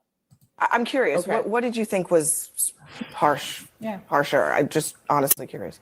Well, the fact about her ethnicity question, I think that is why you keep bringing that up, pressing him on that Project 2025. Look, the man said he has nothing to do with it. We can debate whether he has something to do with it or not. They did not. On the fracking question to the vice president, and this is me as a liberator, she in 2019, when she was running, she said, I'm done with, fracking, we're going to do away with it. You can't say you're going to do away with it. They had her dead to right on that. What you can say as a candidate that I'm not in 2019, I'm not in 2020, and you know what? I changed my mind. Well, I guess the reality of it is that she reversed herself in 2020. Like that. That's not true. No, she didn't. No, that's not accurate at all. Argument that she's making. But it's almost a weak argument. No, stop. It's all a lie. I'm saying is that more than one thing can be true at the same time. I'm with Nina. President Donald J. Trump lost. The device and all that his followers are saying that did not happen. He lost. He was not prepared. He thought he was going to bulldoze his way in. He wouldn't even look at the vice president. He lost. But at the same time, I did analyze what the moderators were doing, and they did not treat him exactly. That's very interesting. yeah, they did not treat them the same. They didn't treat them fairly. Again, I've seen that happen for debates before. So like I said, I would have been surprised if they were treated fairly. But now we need to get into a little bit of this, because it was brought to my attention, speaking of being fair, there should have been full disclosure about certain things, in particular the moderators. And there was no full disclosure about one of the moderators that I think people need to hear about. We're going to play a little bit of what this woman had to say here. Did you guys know that the ABC moderator, Lindsay, did you know that she was an AKA? Don't you think that would have been important to disclose? Listen to this. So I'm finding out this morning that one of the moderators, the lady that was up there, is actually Kamala's sorority sister. So you have the sorority sister, and then you have her best friend that is one of the execs. So now we know why there was a 3-on-1 debate. So we know that it was a biased debate. No questions asked. So you're celebrating for nothing, because she never did get to her policy. She never answered any questions. They never fact checked her on anything. Okay, then she goes into like her own personal opinions there, but I wanted you to hear that. Now I want to show you proof of that for people wondering. I mean, this was published on Watch the Yard, so people need to see this. Presidential debate moderator Lindsay Davis is a soror of Alpha Kappa Alpha. So that's AKA, that's one of the Divine Nine sororities. And it goes on to say here, again, I just think it should have been disclosed. I'm not saying she couldn't have been there, but it should have been disclosed. Davis is a graduate of the University of Virginia, where according to UVA Today, she was initiated into Theta Kappa chapter of Alpha Kappa Alpha Sorority, Inc., and holds a bachelor's degree. She later earned a master's degree in communications from New York University. So again, that's information that should have been disclosed, because as a moderator, for those who are not aware how this works, like sorority sisters like stick together. Okay. So like she's a part of the Divine Nine. Kamala Harris was an AKA. Lindsay Davis is an AKA. And for people who don't understand how this works, someone who's a part of Greek life or was a part of Greek life at one point, these groups like stick together, particularly the women. I can't speak for the men. But the women, these sororities, they stick together. Now, out of all the people that you could have had moderate this debate, why would you have someone who was a member of the same sorority as Kamala Harris? That doesn't seem fair. Do you think that seems fair, ladies and gentlemen? I don't think it seems fair, right? So that's information that should have been disclosed. Now, people have brought information to me about these earrings that Kamala Harris had on, and they said, oh, are those Nova earrings Nova earrings are actually like earpieces or whatever. They said those are Nova earrings. That has already been debunked, that those earrings are from Tiffany's. So that's why I'm not even going into those whole videos that show those things about the earrings, just FYI. But these kind of things should be mentioned. Also, the fact that she's friends or best friends with the ABC executive, like, those things need to be disclosed if we're talking about being fair. Let's just keep it real. Now, coming out of that debate, though, what happens for Kamala and Donald Trump? Because one of the things that's mentioned, and this was on CNN, when it came to the Gaza issue for Kamala Harris, this young woman here is going to explain that Kamala Harris was not able to seal the deal when it came to Gaza. Let's get into that. The thing, Christiane, is that right now on the ground here in the US with young voters, particularly young voters who are not white, the issue that they are talking about is not Ukraine. The issue that they're obsessed about, and I would say rightly so, is what's happening in Gaza. So that, I would say, I would have liked for the debate to have spent a little bit more time on international issues, on the question of Gaza. And I just have to say that in that moment, when Kamala looks at Donald Trump and says this, right? When she looked at him and said it to his face, you are considered a disgrace. On the international scale, this is where people are just like, wow, this is going to be the president. This is going to be our president again, when it's not just Ukraine. Now it's Gaza. But sadly, she was not able to seal the deal on the question of her position on Gaza. And I think that this is one of the main points for international foreign policy that will, I mean, I hate to say it, but it could make or break her election. And so that's where I would be focusing the attention now. So everybody heard that, right? That's one of the things that one of the criticisms that Kamala Harris is getting after the debate is that you have not convinced those that are passionate about Palestinian self-determination and what's happening in Gaza. Your response did not make them feel comfortable. And the announcement, the endorsement that Jill Stein just received today, which I'm going to go into Friday, we'll talk about it Friday night, confirms, and it's historic what just happened with Jill Stein, confirms that the Muslim community is not in solidarity with Kamala Harris. It doesn't really trust Kamala Harris to the point where they are willing to come out and support her. I showed you those polls the other day. Jill Stein is beating Kamala Harris with the Muslim voters in swing states. And in particular, she is destroying her with Muslim voters in Arizona, Wisconsin, and Michigan. That is important. Why do you guys think AOC is coming after Jill Stein? Oh, by the way, she came after her again today, too, by the way. We'll get into that tomorrow along with the announcement. Why do you think they're doing this? Because they've seen those polls, those same polls that I showed you about Muslim voters lining up for Jill Stein. They saw those polls before I did. So that's why they're coming after her. So that is a problem for Kamala Harris. Now, can she still win without it? Probably, but it doesn't look good for her with that particular population.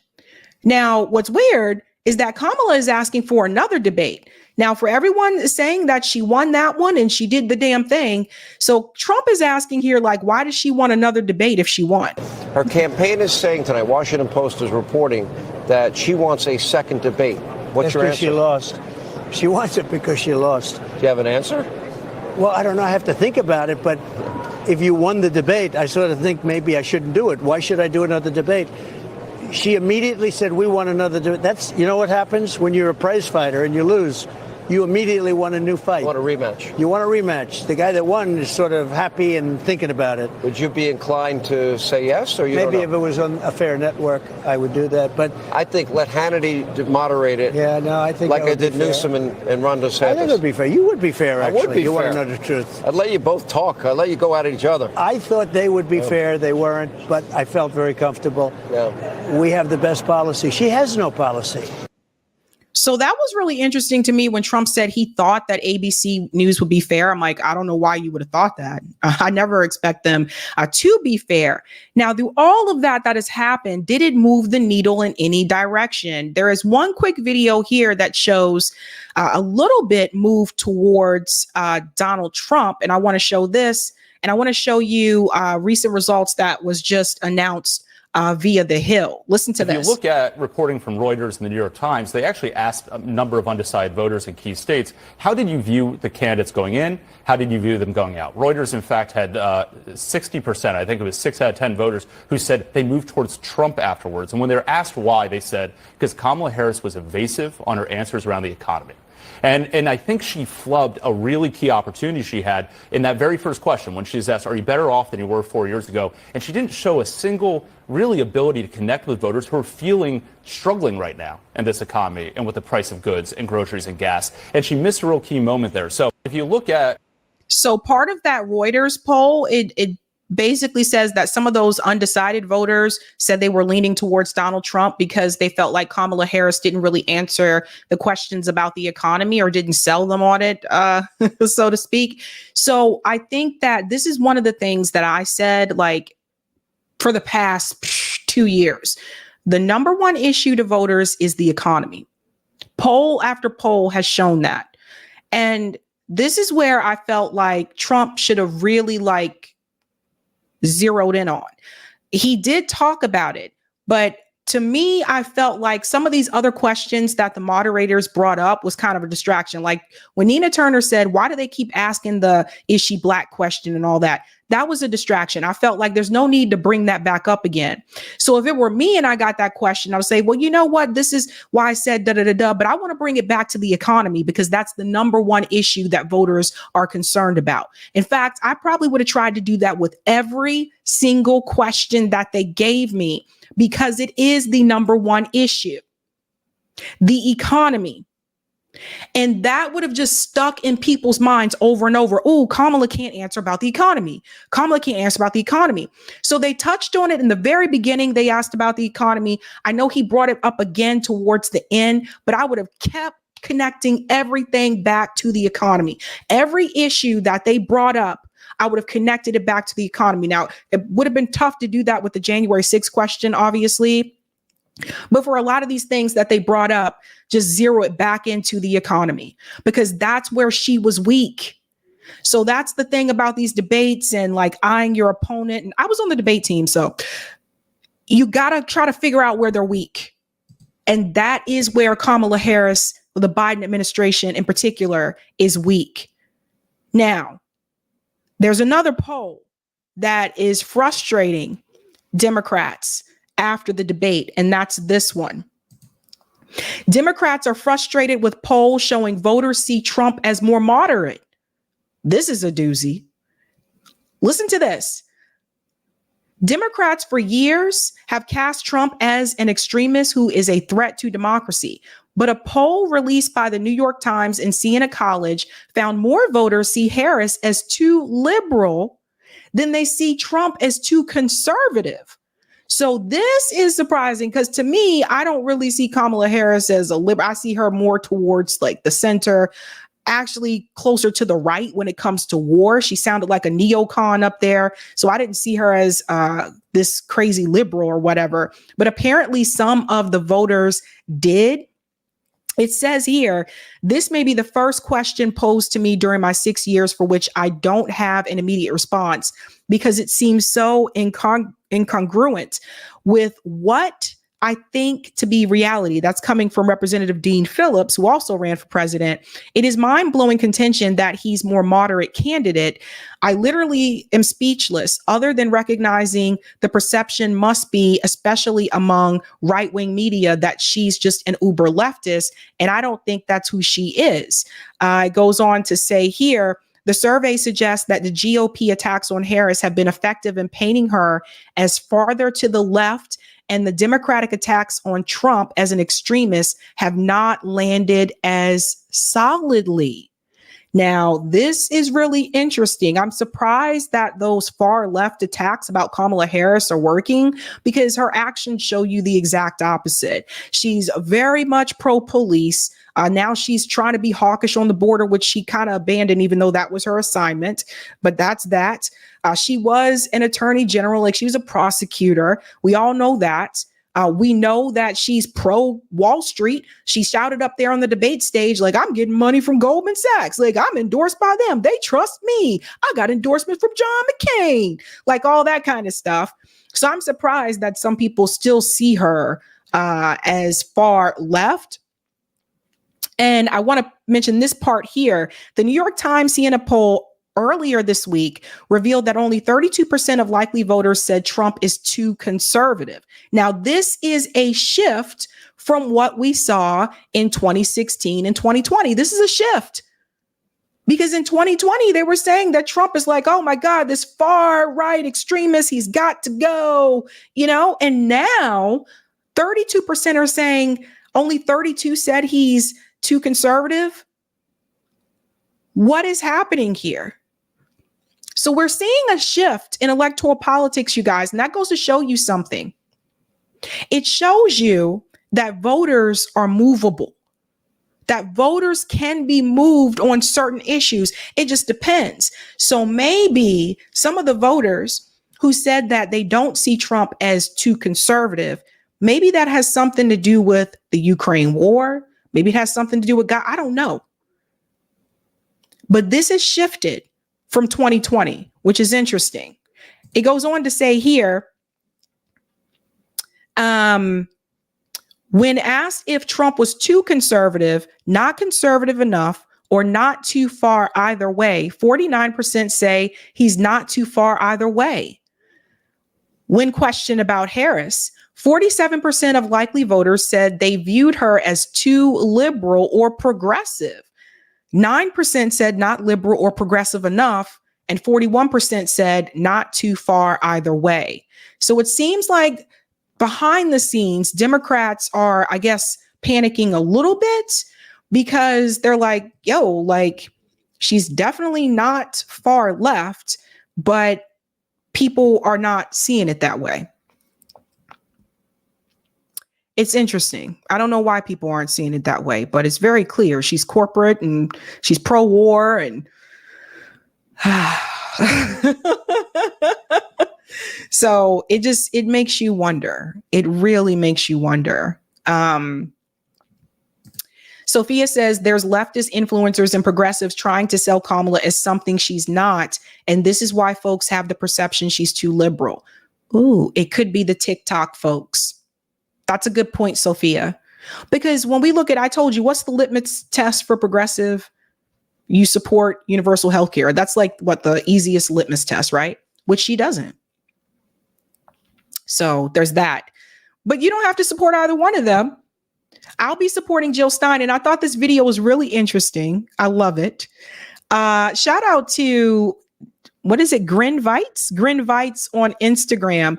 This is what I hear from people all the time. So you'll know, those of us that vote third party, this is what I hear from people. Listen to this. Random people are confused about Decision 2024. Gasoline or nail polish remover? Which drink should represent America? What the Neither. Why would I drink those? Oh, good Lord, you're one of those. You have to choose one of those two, or you'll never be able to choose again. Choose which poison I drink? If you choose nail polish remover, you don't have to drink that much of it. But a ton of people will have to drink a lot of it, and it causes extreme suffering and death.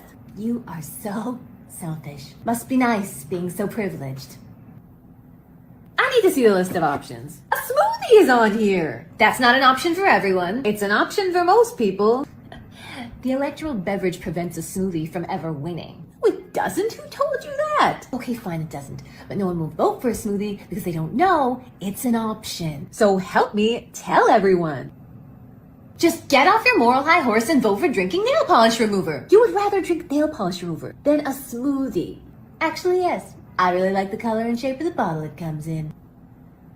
You know, whichever liquid wins, you'll have to use it to fight those fires you care so much about. Did you know gasoline is flammable? So is nail polish remover literally won't shut up about how flammable it is.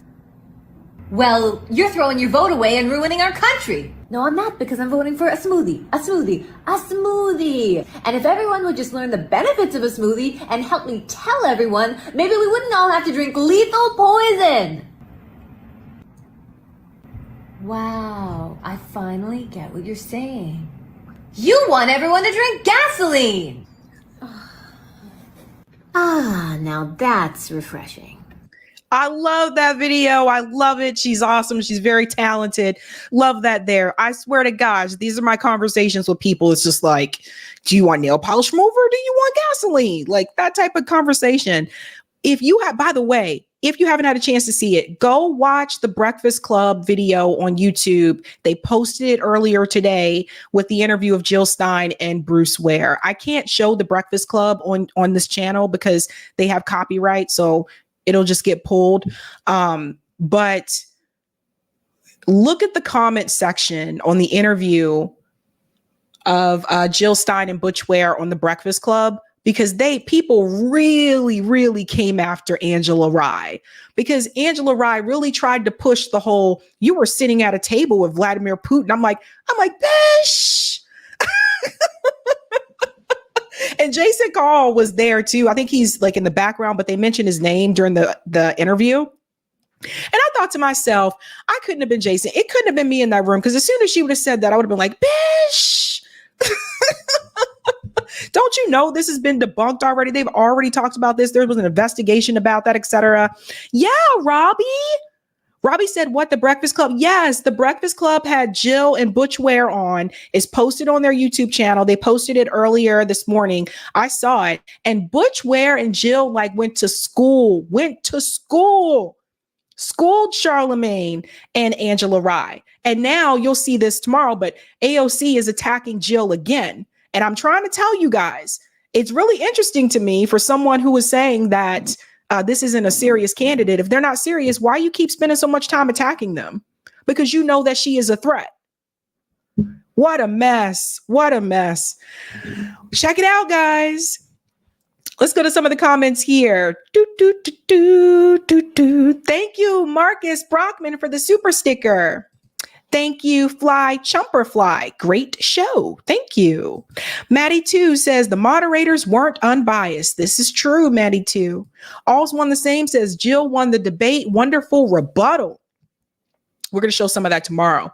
Thank you, Ophelia. Whistleblower would allegedly release an affidavit that said that the Harris campaign was given sample questions in advance and that Harris was given assurances that only Trump would be fact-checked. So I don't know about that. I haven't seen any evidence of that. But if that's true, that's interesting. Thank you, Jasmine. She wants a second debate so her AKAs can help her look good again. JB says the Democrats are in panic mode so much that they sized their most popular member on, sicked their most popular member on Jill Stein. That's deeply telling. Yeah, but she's not a serious candidate according to AOC. So I'm like, so why are you talking about her then? Why are you spending so much time talking about her again? Thank you, China. Angela Rye really said you're only criticizing women of color as if their exception. She is paid and bought by the Democrats. I know Angela was just ridiculous. Angela Rye, who used to work on Capitol Hill, by the way. Yes. Let's get the comment on Rockfin. What a mess. Thank you, Roger. Uhuru did not work in government, so how can they be spies? If you are a private civilian working with another country, how can you be a threat to government secrets? That's a good question, Roger, but hey, they've done it to people before. And thank you, Sakapapa. No, it didn't sway. Post-debate sways are like one's look after a haircut. 2 weeks after a haircut, whether good or bad, you're back to normal. Look, especially in the case of these two hideous goons. Thank you so much for that. And thank you for this one. Of course, ABC wouldn't spend time on the Gaza genocide or fact check Kamala on her lies about unproven sexual assaults by Hamas. Their advertisers, the uber capitalists are all Zionists. There you go. We're going to go to our next story here. Celebrity endorsements. Do they matter? And do they really have an impact on voter turnout? Well, it appears that Taylor Swift has finally decided to make an endorsement. And of course, as you probably guessed, she is endorsing Kamala Harris. Let's go ahead and get into that. And then we're going to explain how a couple of celebrities are choosing not to make an endorsement at all. Let's dive in here. Taylor Swift on Instagram endorsed the Harris Walls ticket. She says she's doing it because Harris, quote, fights for the rights and causes I believe need a warrior to champion them. I think she is steady-handed, gifted leader, and I believe we can accomplish so much more in this country if we're led by calm and not chaos. I was so heartened and impressed by her selection of running mate Tim Walz, who's been standing up for LGBTQ plus rights, IVF, and a woman's right to her own body for decades. She goes on to say, I've done my research, I've made my choice, your research is all yours to do. Interestingly, she signs it with love and hope, Taylor Swift, childless, cat lady, and pause there for a second. So Taylor Swift said in her endorsement that she did her research. So does that mean she did her research about Kamala's statements about October 7th? Did she do her research around that, or does she just not care? Did she do her research about fracking, how Kamala's flip-flopped on that? It seems like the endorsement from Taylor Swift is mainly about women's rights, right? Mainly about like bodily autonomy, according to the statement that she gave. So how much research did she really do? allusion to Senator J.D. Vance, Donald Trump's running mate, insulting Democrats as childless cat ladies. And she was holding a cat in that photo. The name of the cat, I've been reliably informed, is Olivia Benson. Well, one of her cats was Olivia Benson. I cannot confirm that the cat she was holding in that picture is Olivia Benson. But I guarantee you, we will hear from many Swifties out there. But let's just talk about what this means. What does it mean? What is the significance of a celebrity endorsement? It's not just a celebrity endorsement. One of the biggest celebrities in the world. The biggest celebrity in the world. But it's not just that she's a celebrity. She has people who are, like Swiftologists. There are people who are young people, young women, who might not already be engaged in politics, who read and listen to every single thing that she says and love her. And if she makes a difference, even on the margins, in a race like this, that is a huge difference. This was the endorsement that the Harris campaign, they were hoping for more than anything else. Isn't this a really sad country that we live in, where people rely on the opinions of celebrities to decide whether or not what they're going to do politically, how they're going to vote? Isn't that really sad? Here's something I want everyone to think about for a second. Taylor Swift, who is a billionaire, is constantly praised by corporate media. And a lot of people run around and people love Taylor Swift. I'll tell you, they love her. They love this woman. It kind of reminds me like when I was younger and people were crazy about Madonna. Everybody remember this? People were crazy about Madonna and all that kind of stuff. But people love this woman. People they will wait forever to get tickets to her concerts. But at the same time, I think it's one thing to be an entertainer. I think it's something different when we're talking about politics and we're talking about policy and how it's going to affect everyone's lives. If I were a celebrity, I would not give endorsements. I would stay out of that and just say, let people decide on their own. And you're going to see from a couple people that decided to say just that. But it's weird to hear a corporate media commentator sit here and say, this is the endorsement that Kamala Harris's campaign so desperately needed it. Why? And what type of society have we developed? Who are we as people in this country if the American people rely on a celebrity telling them what to do before they do something? What are we doing? I sincerely have said this to myself before, and I was like, if I ever have kids, I will teach them not to look up to celebrities, but to look up to people who are helping people who are building communities, people who are getting their hands dirty, really out there helping and doing something to better people in society, not someone who's singing up on a stage. Doesn't mean you can't have entertainment. Doesn't mean you can't, go to concerts. I do those things too. But I think there's a difference between, enjoying that and looking to this person for your every move that you're going to make. Because the reality is Taylor Swift did her own research. Everybody else should do their own research too.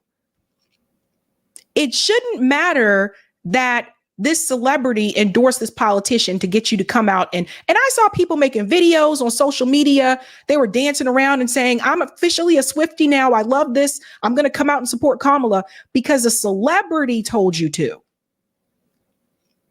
So it just makes you wonder, what have we become as a society in this country?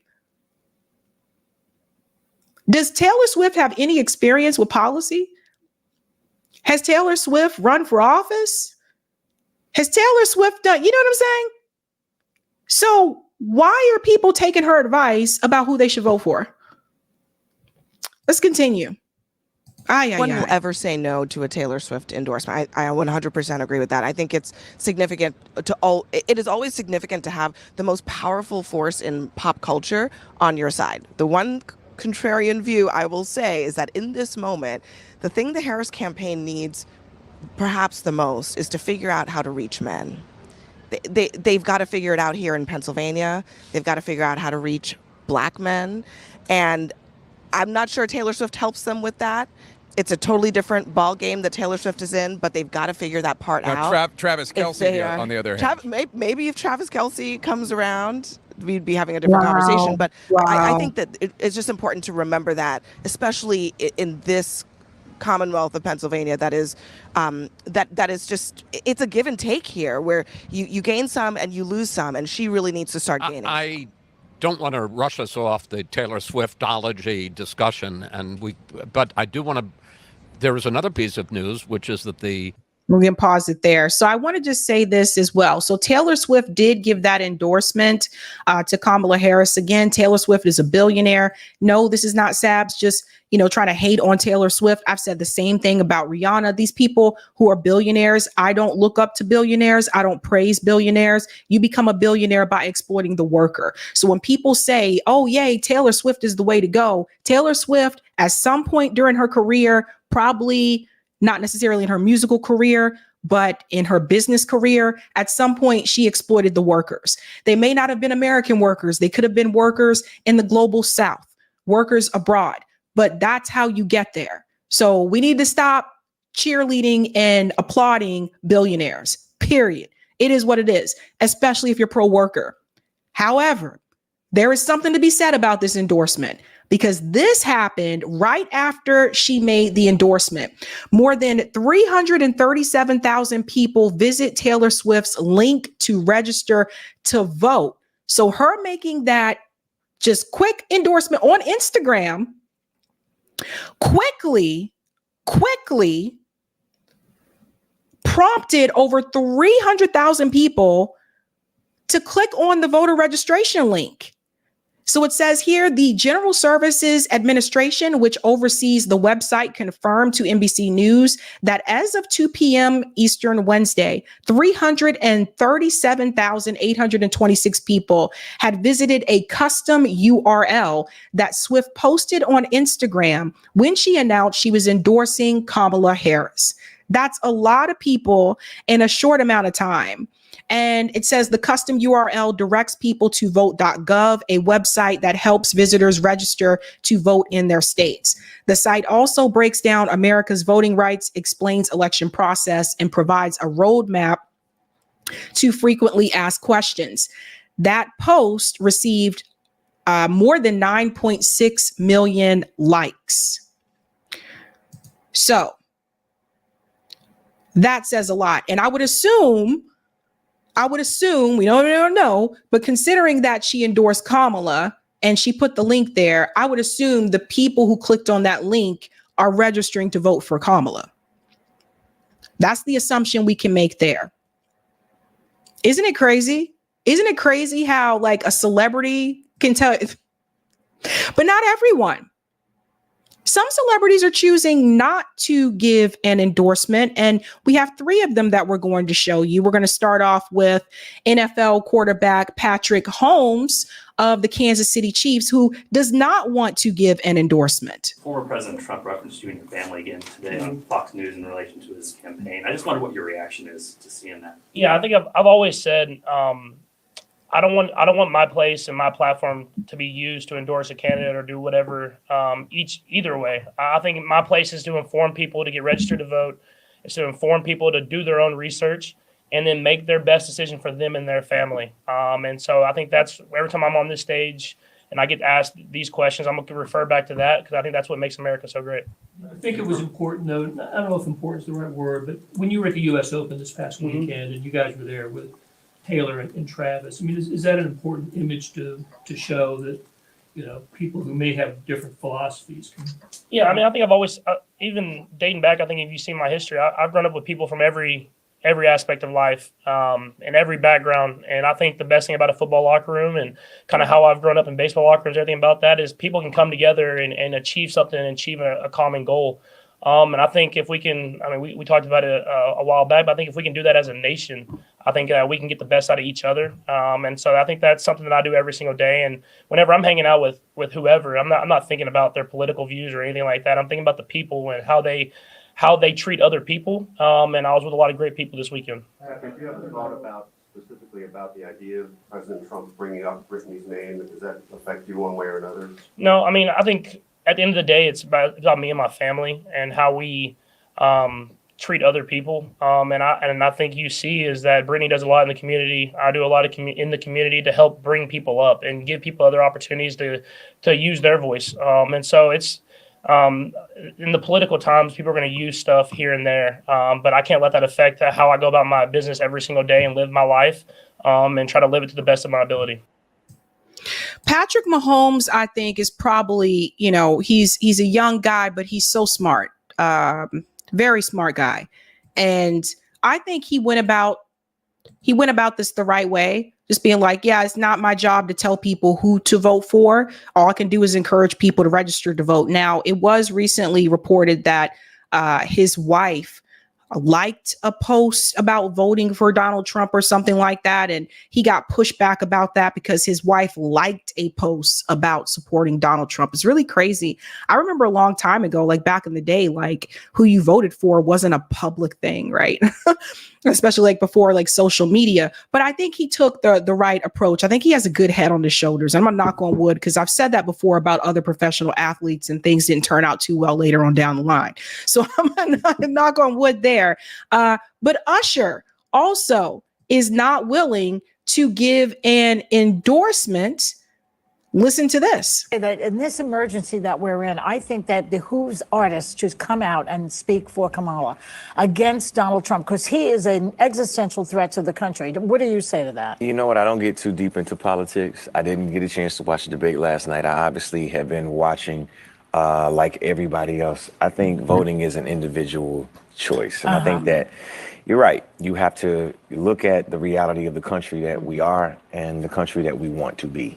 And find the candidate that you feel both are who fits the category of where we want to be. And that's it. And that's what you vote based off of. Who you highlight and how you choose to highlight it on whatever platform you have is your prerogative. Yes. Yeah. And I think that's well said there from Usher as well. And what he said there, he was saying that he didn't watch the debate and he doesn't get too deep into politics. To be honest to you guys, like that's what I hear from a lot of people. Like most people that I've heard from did not watch the debate at all. Most people that I know are not really into this deep into politics like that. So I can relate to what he said there. And then there's another one. Caitlin Clark also did not want to endorse anyone. Listen to her response. Caitlin, you liked an Instagram post last night from Taylor Swift that got a lot of attention.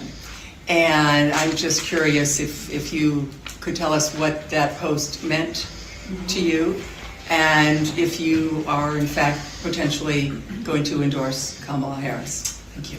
I think for myself is, I have this amazing platform, so I think the biggest thing would be just to encourage people to register to vote. I think for myself, this is the second time I can vote in an election. At age 22, I could vote when I was 18, so I think do that. That's the biggest thing I can do with the platform that I have, and that's the same thing Taylor did. And I think continue to educate yourself with the candidates that we have, the policies that they're supporting. I think that's the biggest thing you can do, and that's what I would recommend to every single person that has that opportunity in our country. No, Scott, Caitlin. So I think again, well said there. Very young, but has figured it out. Like, I don't want to go on record saying to endorse for anybody. And honestly, I think what's weird to me is when it comes to professional athletes, I don't remember the press asking celebrities not celebrities. I don't remember the press asking professional athletes who they were voting for when I was growing up. I don't remember the press asking like Michael Jordan or Shaquille O'Neal, like who they were voting for. And it just goes to show you how things have changed. It's really interesting. And maybe that's because of the social media world that we live in. But maybe that's part of it. I don't know. Notori, I see your comment, man. Notori said, she said that mofo still look good. Usher looks like he doesn't age. I don't know if I was never attracted to Usher in that way, but to me, he looks like he doesn't age. Like he's like Pharrell. You know how there was that meme going around that said Pharrell was a vampire? Remember that? Remember he said, Usher doesn't age. And I bet you if he were to shave off the mustache, there's a mustache now. I don't know what he's doing there. Now he got a mustache. If he were to shave the mustache and shave off the facial hair, the little chin hair, whatever you guys want to call this thing, he doesn't really age. Like he still looks the same like he does in the confession video. I don't know. These are my confessions. I love that album, by the way. I love that one. Robbie said, stealing men, wives, and girlfriends.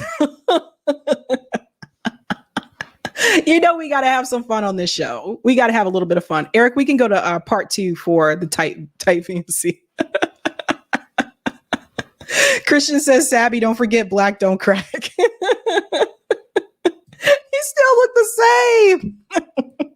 All right, let's go to some of the comments here. Thank you, Susanna. Don't you think some of the questions were given to Kamala Harris beforehand? Her answers were just too quick and coherent. Some answers seem memorized. Do I think that? Yeah. Do I have evidence of that? Nope. I thought the same thing. Thank you, Dwayne. Kamala lost. Voting for Kamala is like drinking a bottle of Drano because you like the color of the bottle. Thank you, Trusting Success. Hey, Sabby, it would be a game changer if Beyonce endorsed Trump, but we know that'll never happen. Yeah, that'll never happen.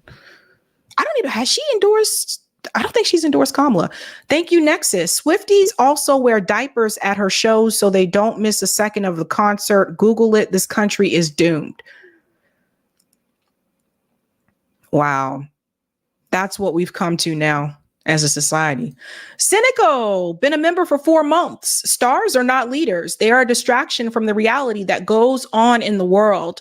We are now brainwashed to avoid our own opinion. Keeping it real cynical. Thank you, Dwayne. Celebrities are vacuous. They have to be to appeal to the lowest common denominator. Frank, Sabby, I think some celeb endorsements can be good. For example, an actual activist celeb like Susan Sarandon is a good endorsement to get a presidential candidate. And New York Varsity says, let's be clear, I only knew about the debate because of your show. Like, that's the thing I'm telling people, and not trying to toot my own horn here or anything, but most people were not like, oh, let me watch this debate. That's just the reality. And Cloudness, who's been a member for 4 months. Sabby Sabs, I shaved my beard and I look like I'm in my 20s and get carded for backwoods. Cloudness is bringing it back. Let's get the comment on Rockfin.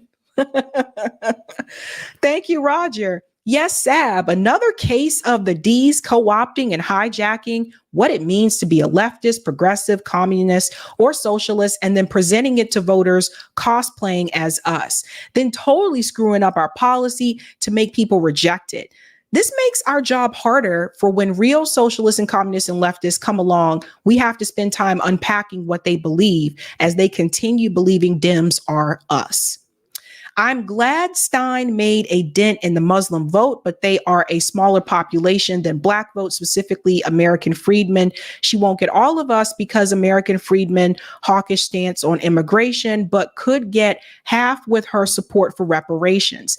This is an example of why American freedmen needs to come and stay registered independent to use leverage and not make the mistake again showing party loyalty. That's a good point. Sabrina, I've seen this before, because this is what the older folks told us back in the day about celebrities. The same thing Malcolm X said about celebrities. At the end of the day, when it comes to policy, the only time it wins over the politician, and it's when it is specifically on the ballot for voters to approve or ratify. It's hard to get people to focus on policy unless you put it in front of them. Let's do better for the 2026 ballot PBs, worker co-ops, TRICARE for all, minimum wage that matches the cost of living and stays pace with it. Outlaw, I think you mean, outlaw the private equity practice of leverage, buyouts, and real estate speculation, and just outlaw them as well as super PACs from operating in your state, period. Let's do it. Thank you. Let's do it. Now we're going to go to another story here. I told you guys I had a lot to cover tonight. While some of us were watching the debate or covering the debate, it appears that Israel struck another school in Gaza, and this time not just killing children, but also 6 UN aid workers. We're going to get into this story here. 6 UN aid workers among 18 killed in an Israeli strike on the Gaza school. This one kind of flew under the radar because, again, I said some of us were watching the debate. Israel has bombed a UN school sheltering displaced people in central Gaza, killing at least 18 people, including the shelter manager and 5 other UNRWA staff. So again, we have UNRWA staff that has been killed as well. The Al-Juni school in Nasiriyat is home to about 12,000 displaced people, mostly women and children, the UN said. It has been hit 5 times since the start of the war in Gaza. UN Secretary General Guterres called the attack totally unacceptable and said it broke international laws that protect civilians in war. These dramatic violations of international humanitarian law need to stop now. Let me jump in here. Again, this is another example, when they are talking about Israel, when they are talking about Gaza, these conversations aren't being raised. This was briefly touched on during the debate, the topic of Israel and Gaza. And these types of conversations were not raised at all. I didn't hear the moderators ask any questions about Israel attacking schools, Israel attacking UN workers, UNRWA workers, people who are delivering humanitarian aid. I didn't hear anything about people being displaced in the West Bank. None of those things. The Israel part of the debate was very short, and I believe that that was intentional. Let's continue. The EU's top diplomat, Joseph Borrell, said he was outraged by the bombing. The disregard of the basic principles of international humanitarian law, especially protection of civilians, cannot and should not be accepted by the international community. The U.S. Secretary of State Antony Blinken said Washington would continue to urge Israel to do more to spare humanitarian sites. We need to see humanitarian sites protected. That's something we continue to raise with Israel. Germany's foreign ministry also condemned the attack and called on Israel to protect UN staff and aid workers. So now we have Germany jumping in saying, Israel, you need to protect the UN staff and the aid workers. We got Germany saying those things. But the US, for the most part, is like, well, we told Israel to urge, and proceed with caution. It's really sad. It's really crazy. The UN Palestinian Relief Agency, UNRWA, has turned its schools across Gaza into shelters as Israeli airstrikes and ground operations force most residents to flee their homes. An estimated 90% of people in Gaza are displaced, many moving to try to stay alive. So again, this is supposed to be a site where it's safe for civilians. Israel said that the strike targeted a Hamas command and control center inside the school, but did not provide evidence or details, of course. It has repeatedly bombed schools used as shelters for displaced people, claiming militants used the sites and their residents as human shields. The airstrikes on Wednesday were the deadliest for UNRWA staff since the start of the war, although previous attacks have killed hundreds of Palestinian civilians in other schools. And this is what I've told you guys before. The way that they freeze this number at 40,000 is definitely more than 40,000 people. If you do the math, the number of bombs that have been dropped and the density of Gaza, very dense area, I think Ralph Nader estimated it's probably at least 100 or at least over 100,000 people, probably even more than that by now. So they froze that number at 30,000 for the longest time for good reason, because they didn't want the numbers to continue, tell people the truth about the numbers escalating, because it would make Israel look even worse. This is the highest death toll among our staff in a single incident. This is coming from the agency. Among those killed was the manager of the UNRWA shelter and the other team members providing assistance to displaced people. It brings the total number of UNRWA staff killed in Gaza to 220. The agency head, Felipe Lazzarini, said on X, humanitarian staff, premises, and operations have been blatantly and unabatedly disregarded since the beginning of the war. More than 4 out of 5 schools in Gaza have been directly hit or badly damaged and will need reconstruction or substantial renovation. That's according to the UN survey in July. These 650,000 children in Gaza have not been able to study for nearly a year. Many have stayed in the school shelters despite the repeated attacks because they have nowhere else to go. And this is something I want to mention here. Having nowhere else to go. See, this is basically a trap because the IDF knows they have nowhere else to go. So they know that most of them are probably going to stay in the shelter.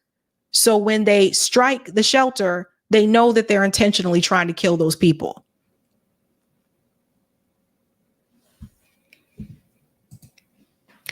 Most of the people took refuge in the schools and the schools were bombed. Where will people go? Earlier on Wednesday, 6 siblings aged 21 months to 21 years were killed in a strike on a home in southern Khan Yunis, along with 5 other people, according to the European hospital, which received the casualties.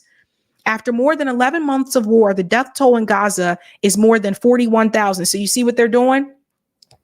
I told you they're trying to purposely make sure that it doesn't go above, you know what I mean? We know that number is higher than that, right? And that doesn't just include people that were killed in attacks. We're also talking about people that have died because of starvation. Most are civilians, including women, children, and older people. More than 95,000 people have been wounded, with a quarter suffering life-changing injuries, including to amputations that will require years of support, the World Health Organization said on Thursday.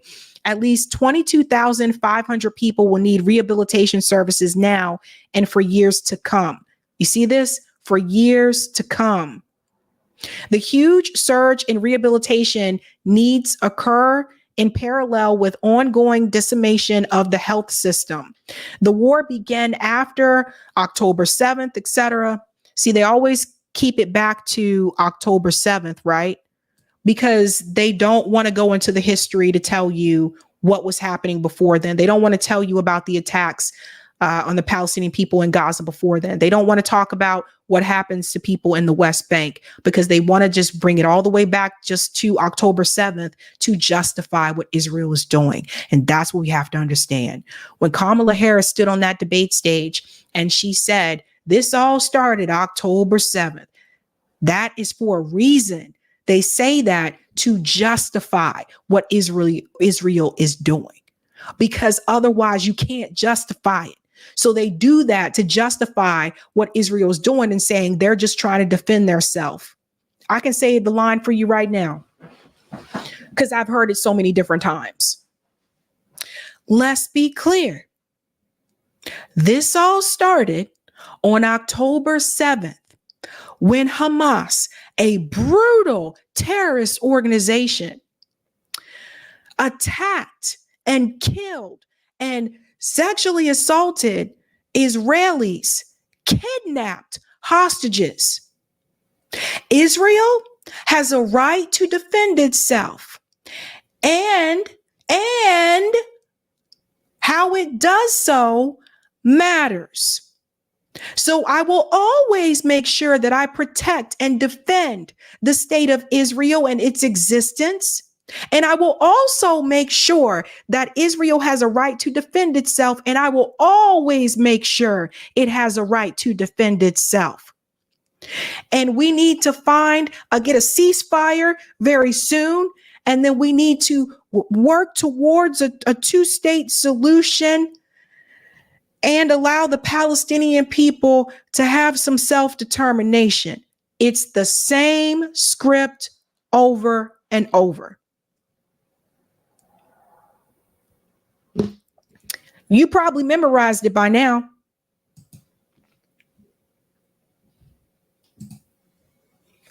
Something else I've noticed when it comes to the State Department and the way that they respond to death in the Middle East. I want to show you a comparison of the State Department responding to Hersh Goldberg when he was killed versus the response about the American activist Senor Iji. I want to show you the difference about how they feel about certain people depending on who killed them. American hero, and we demand justice. Do you actually condemn? Hersh was a young man known by his family, by his friends for his kindness, for being a gentle soul who loved traveling, who loved music. And of course, he was attending a music festival on October 7th when it was attacked by Hamas. As Secretary Blinken said this weekend, Hersh Goldberg Poland is an American hero, and we demand justice. Do you actually condemn the actual act of killing an American citizen protesting, the aggression of, let's say, the Israeli occupation army? Sorry. You condemn the act of the killing itself. Do you condemn that act? Let's just be very clear. Of course, we would condemn the death. The death of any American citizen is heartbreaking. But let's be just very precise and clear that I am not going to speculate on what transpired on Friday, as those facts and those processes are still being determined and adjudicated, and we're going to let that process play out. So does everybody see how they speak about the lives that are killed depending on who's responsible? If the IDF is responsible for killing someone, they need to have an investigation. We need to have an investigation and look into the facts and see how things pan out. But if Hamas is accused of killing someone, they don't need to have any type of investigation. They automatically condemn it and say, this gentleman was a hero.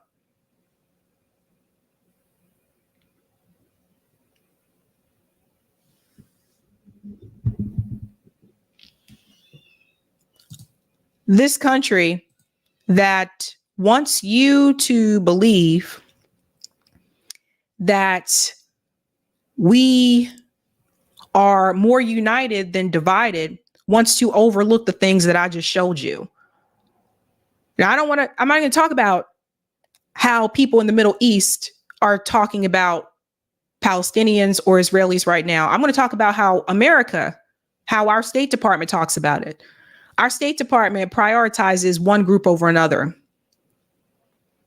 Our State Department does that.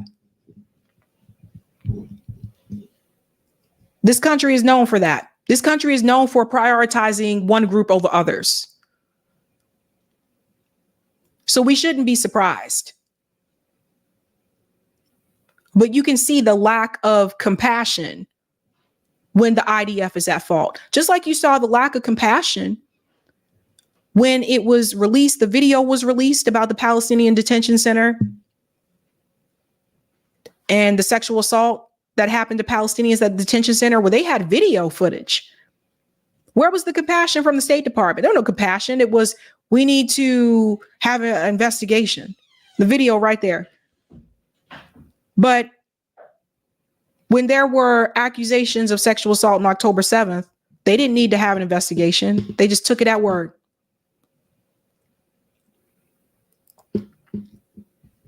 This is the country we live in. Never forget that. All right, we're going to our final story. Yeah. Smash the like button if you haven't had a chance to do so. And we're going to go to some of the comments here. Thank you so much.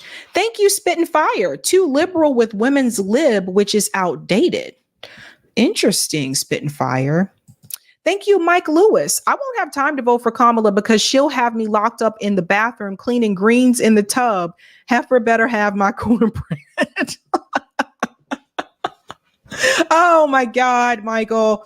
Thank you, Sparky. Hey, Sabby love. Hello. Thanks for this one as well. Anytime someone says that Israel's our only friend in the Middle East, I can't help but think before Israel, we had no enemies in the Middle East. U.S. missionary John Sheehan. And thank you for this one as well. Israel was like a tumor on the U.S., which is often misdiagnosed as benign. Thank you, Trusting Success. Kirby is the worst of them during briefings. He literally smirks while answering questions about the genocide and constantly defending Israel. And these men are not going to give up their cushy jobs because kids are being killed. It's sad, but that's just the reality. Very few. Very few. Now we're going to get into something kind of spicy. So apparently, Candace Owens has been not only suspended, but also demonetized on YouTube. I couldn't help but think, the timing of this is a little suspicious. Timing is a little weird, Particularly, this just seems to happen after this interview went viral. This discussion here with Candace Owens and Rabbi Shmuley and Piers Morgan just sitting there in the middle, could just be a coincidence, but the timing is just a little, I don't know, right? I watched this debate, and I will say I think she really grilled Rabbi Shmuley. I don't agree with everything that she said, but I think she really grilled him. And you just gotta wonder. Here's a sample of that here. Actually, one of the things that plausibly unites people across all religions, Muslims, Jews, Christians, is that we all recognize that Rabbi Shmuley is unhinged. He's just mentally, in my view, unwell. And I don't say that as an attack. I say that as just a reality, because I've never seen someone just make things up out of thin air that were never said. And trying to screen that as a defense of Black people. The Black people will never accept Rabbi Shmuley after Michael Jackson put him on a list of people who he felt were ruining his life. So you can stop your pleas with Black America. They won't work. Now, going back.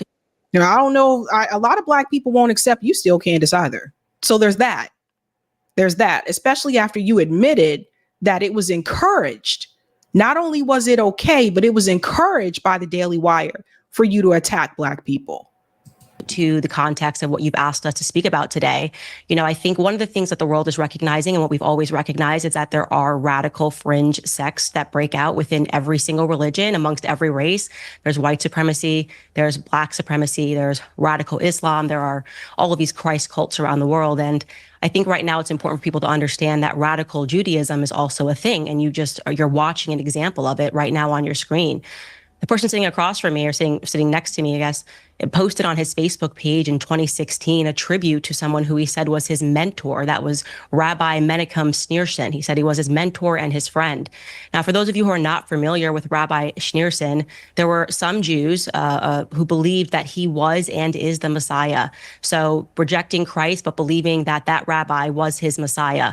Now, you may remember in the news recently, there was this radicalized faction of the Lubavitch Orthodox community in Brooklyn that were digging tunnels in Brooklyn and hurling benches at police officers. Well, and by the way, this is per the Times of Israel, that faction of individuals are followers of Rabbi Schneerson. So again, you have Rabbi Shmuley who believes that that's his mentor. They believe that he was the Messiah. What is it that becomes important to understand? What did Rabbi Schneerson preach? Well, he preached Jewish supremacism, the hatred of all non-Jews. And you don't have to take my word for it, because if I said it, they would say that's anti-Semitism. You should instead take the word of the two Jewish professors who translated his work. Those authors' names were Israel Shahak and Norton Mezvinsky, and their book was entitled Jewish Fundamentalism in Israel. From that book, we learned that Shmuley's mentor, Schneerson, describes the difference between a Jew and a non-Jew. And he says, quote, "Thus, we do not have a case of profound change in which a person is merely on a superior level. The body of a Jewish person is of totally different quality from the body of all nations of the world." And he talks about the substance of the Jewish body versus the substance of non-Jews, saying that the inner quality, quote, is so different and so great that the body should be considered completely different species.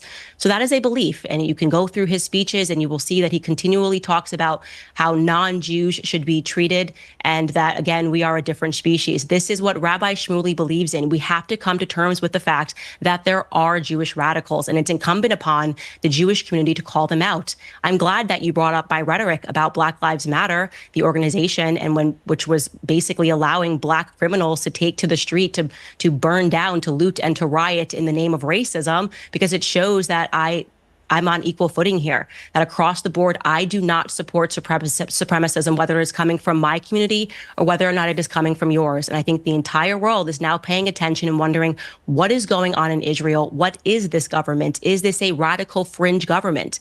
And many people are concluding that the answer to that question is yes.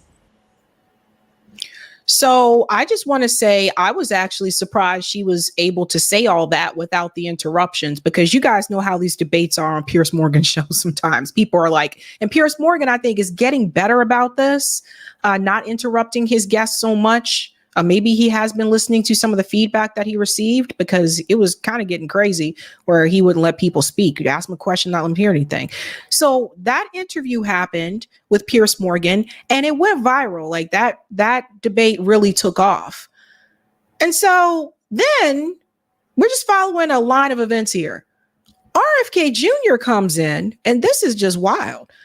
After that interview, RFK Jr. said during her interview on Piers Morgan with Candace Owens, during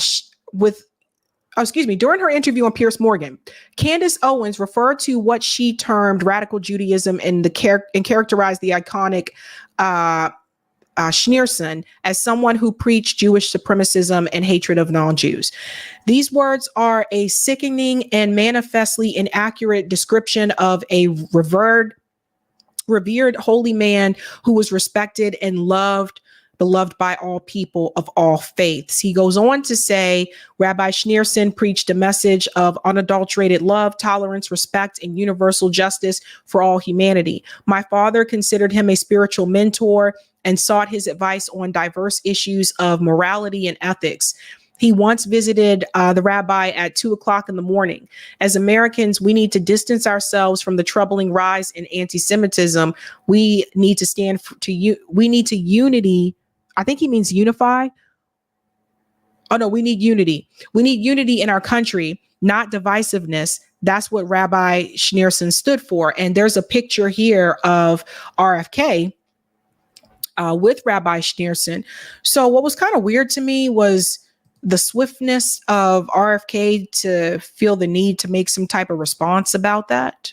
To me, that was just weird. Like, yeah, you got to come in and defend your friend, Rabbi Shmuley. Maybe you should have just stayed out of that, RFK. But so that happened. You know, I'm just, again, following the dots. Then this happened. So Candace Owens posted this.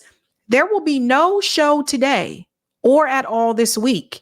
That's because YouTube has issued me a strike and a 1-week suspension for my sit down with Kanye. They also removed the interview as hate speech as it was mass reported by Zionists. Their tactics never change. So I didn't see the interview that she had with Kanye. If you did in the chat, please let me know. So I can't say I know what was said because I didn't see it.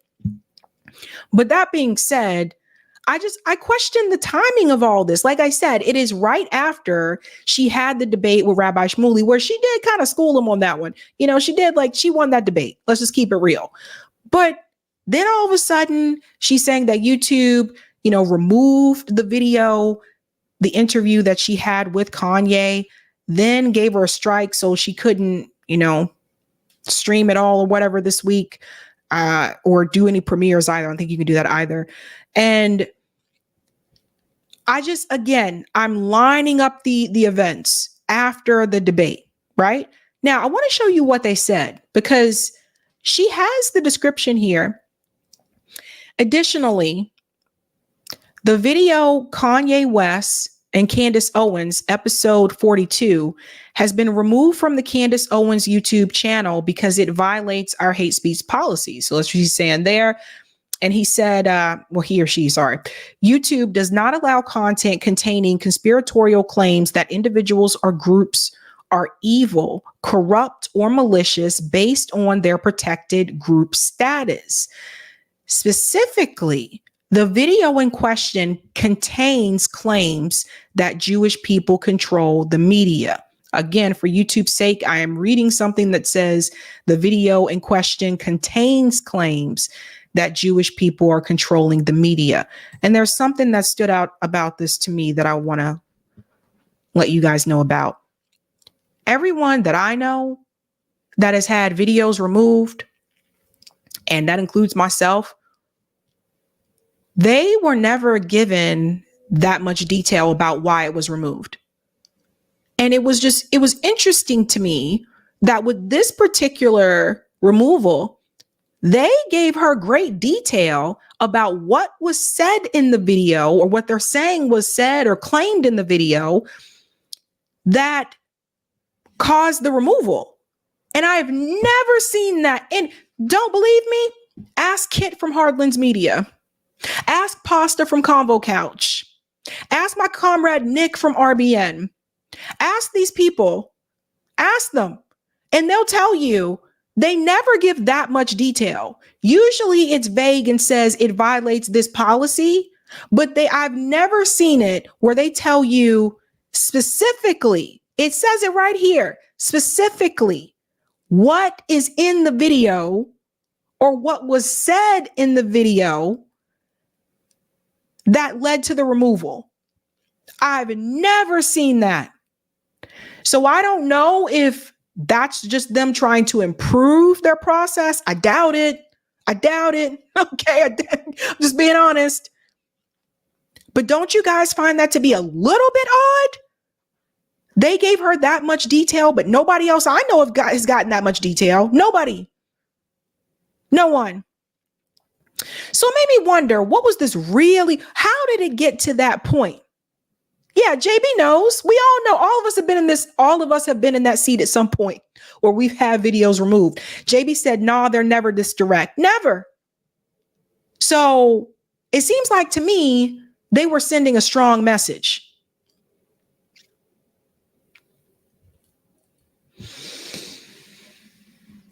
New York Varsity said, Sabby, they are not this specific because if you challenge the specific nature and they are wrong, they have to apologize. There you go. There you go. So there's more because it wasn't just that. So she goes on to say right here, all who watched the podcast know that Ye was calm and filled with love, speaking about the world coming together to defeat evil. 2.5 million people watched my debate with Rabbi Shmuley last week. The world knows why I'm being targeted. And frankly, I have never felt more confident that I'm the right person for this to happen.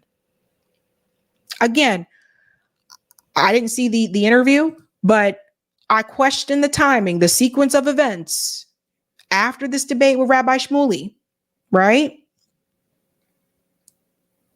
Then she goes on to say, thus far, I've had 0 strikes on my account. I have never been inundated with 3 back-to-back content hits within minutes, plus an email that I am now fully demonetized.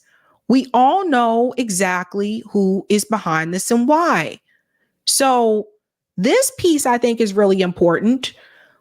She is saying she's never received a strike at all, and that she was hit with back-to-back content hits within minutes. So I'll show you those right here. So she put up the screenshots here. This is her email. See, and this is what it looks like, guys, for those of you who don't have YouTube channels. It says YouTube remove the content. That was at one. Look at the timestamp. Start at the bottom. YouTube remove your content, 1:59. YouTube remove your content, 1:59. So 2 at 1:59, same time.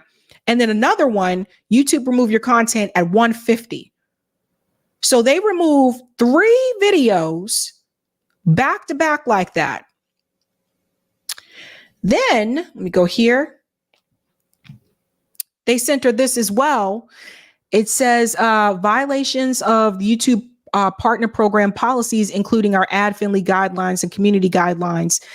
The Candace Owens channel has been suspended from the YouTube partner program. Examples of this include community guidelines violations outlined above, along with ad-friendly guidelines, which state that content that incites hatred against, promotes discrimination, disparages, or humiliates an individual or group of people is not suitable for advertising. The channel can be reevaluated for the YouTube Partner Program after 90 days when you see the option to reapply on your monetization page. A channel that reapplies to be a part of YouTube Partner Program will be readmitted only after it has addressed the issues that triggered the suspension. So from my experience, I haven't seen anyone that has applied for the reapplication to the partner program get reapproved. Just from my experience. And this was long before October 7th. So they'll say that to wait 90 days, but I haven't seen anyone get reapproved. Now, this part here, where it says, after it has addressed the issues that triggered the suspension, what that means is she's probably going to have to scrub her channel, meaning she's probably going to have to remove most of the content on her channel. Because as long as that content is still there, because what they're doing now, they're probably going through her channel now to find if there's other things too. Because if you get three, once you get 3 strikes, that's it. So during this time, and once the initial upload restriction period is over, you can continue to upload new content. Make sure you review all your videos with our YouTube Partner Program policies, including both our advertiser-friendly guidelines and community guidelines in mind, and to edit or delete any videos that violate our policies. So that's what I was telling you guys. She's going to have to scrub her channel. And that channel isn't, by the way, that channel's not new. Because when she was fired from the Daily Wire and she said, you know, I'm going to be independent, do my own YouTube channel. When she put the channel on Twitter, I went to that channel and I noticed when it looks at the about, so you can always go to the creation date, looks at the about, and I was like, oh, this channel is not new. It's been there before, but she had stopped adding content on it, right? So the channel had already existed, but I think she's going to have to go through and scrub her channel. And I just, look. So this account here, Cheryl said, yep, we all know who it was. It was karma. And it's because you're a complete fruitcake. Karma ain't happy. So suck it up and stop being such a raving psycho. Karma will always be watching. And she responded with this screenshot. I want people to see this. There's an account right here. It's called Awesome Jew, and it says you can report her YouTube channel here. Did Candace put the date on? Oh, she didn't get the date in the screenshot. I was going to see if she got the date in the screenshot because I was going to compare it to the debate, you know, to see if it was after the debate or not. But yeah, and there's another screenshot here, same account, and it says reporter issue, and it shows right here, like, what's the issue? So yeah, they went after her.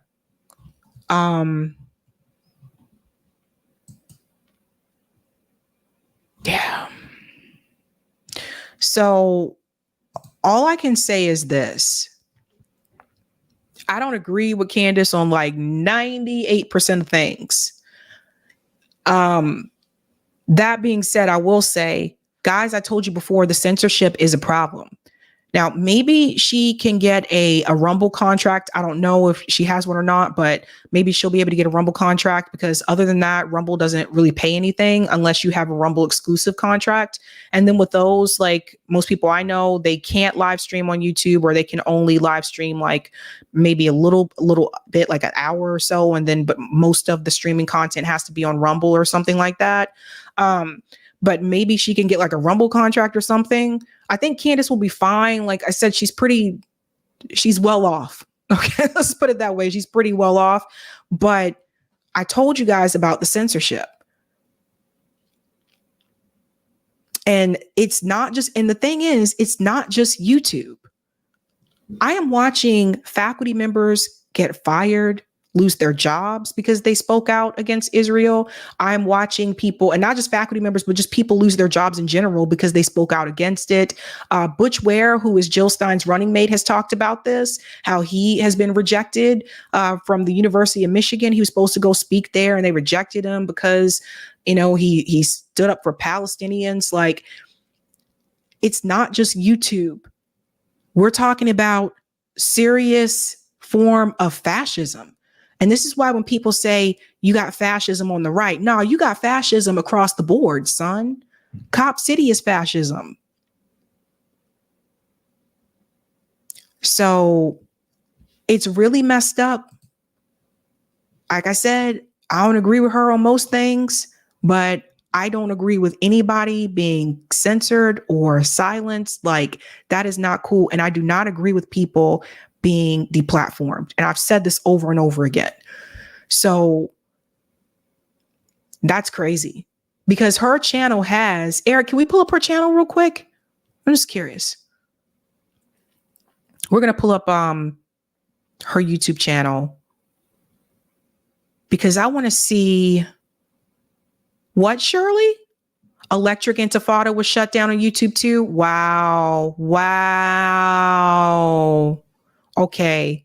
I guess I need to check their Twitter page because I haven't seen that in a while. I need to check their Twitter page. That's okay. Wow.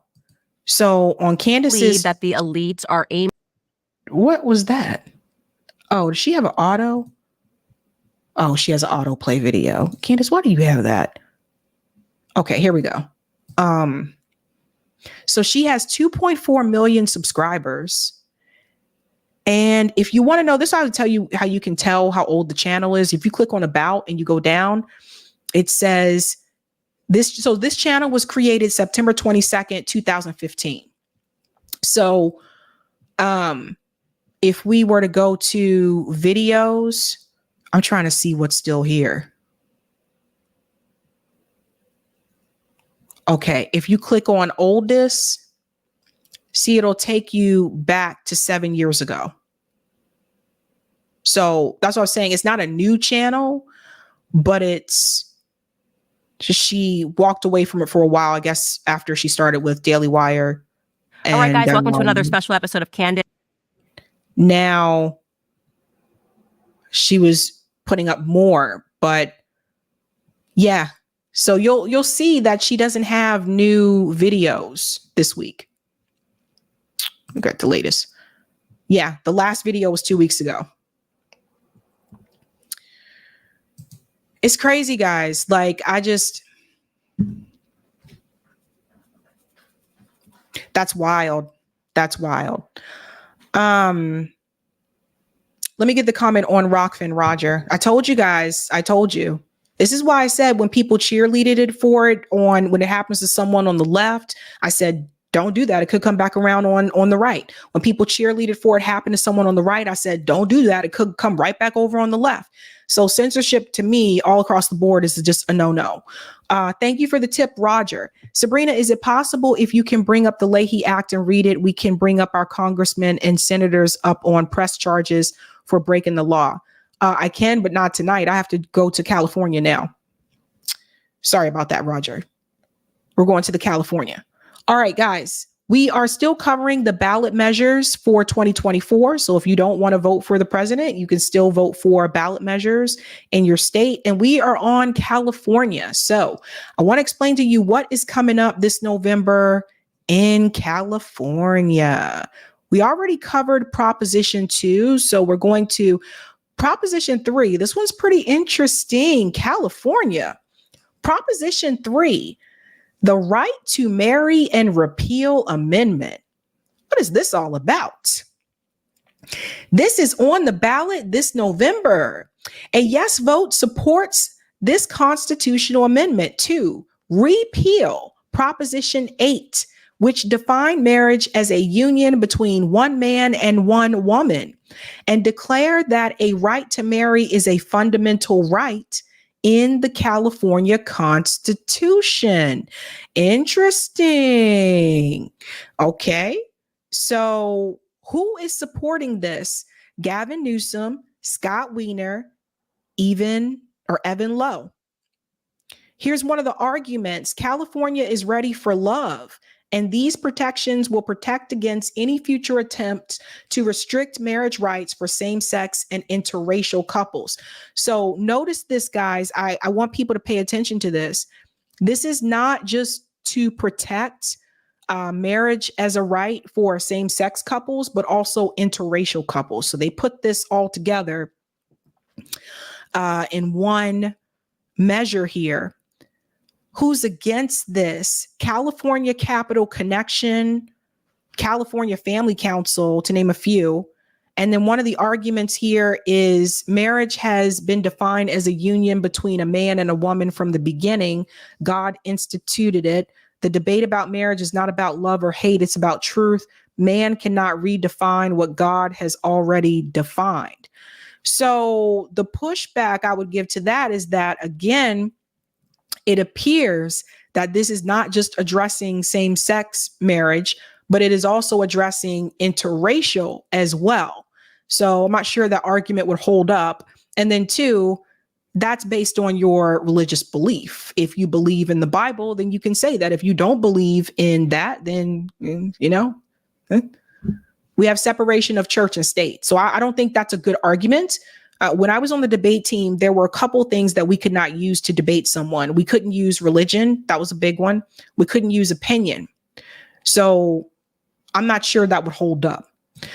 And so far, there's been no campaign finance money to support or oppose that measure. California Proposition 4, Parks, Environment, Energy, and Water Bond Measure. A yes vote supports issuing $10 billion in bonds to fund state and local parks, environmental protection projects, water infrastructure projects, energy projects, and flood protection projects. Interesting. All right, I'm gonna stop saying that now. This is important. Proposition 4 would also require that 40% of the bond revenue be used to fund activities that benefit communities with lower income or that are affected by environmental changes or disasters. I think that's important to note. And it says, has California voters decided on bonds related to environment before? Between 1993 and 2024, California voters decided on 6 bond measures related to parks and the environment. It says 4 were approved and 2 were defeated. That's interesting. Who supports this? California Labor Federation and the IBEW Local 569. Organizations, Clean Water Act, of course, Environmental Defense Fund, and Natural Resources Defense Council. One of the arguments here, every Californian has felt the impact of climate crisis, whether it's wildfires, extreme heat, flooding, sea level rise. I feel like this will resonate with voters who want to protect themselves and their communities. Who's opposed to it? The Howard Jarvis Taxpayers Association. Now they're saying these bonds will be paid by people decades from now that didn't even get to vote for their authorization.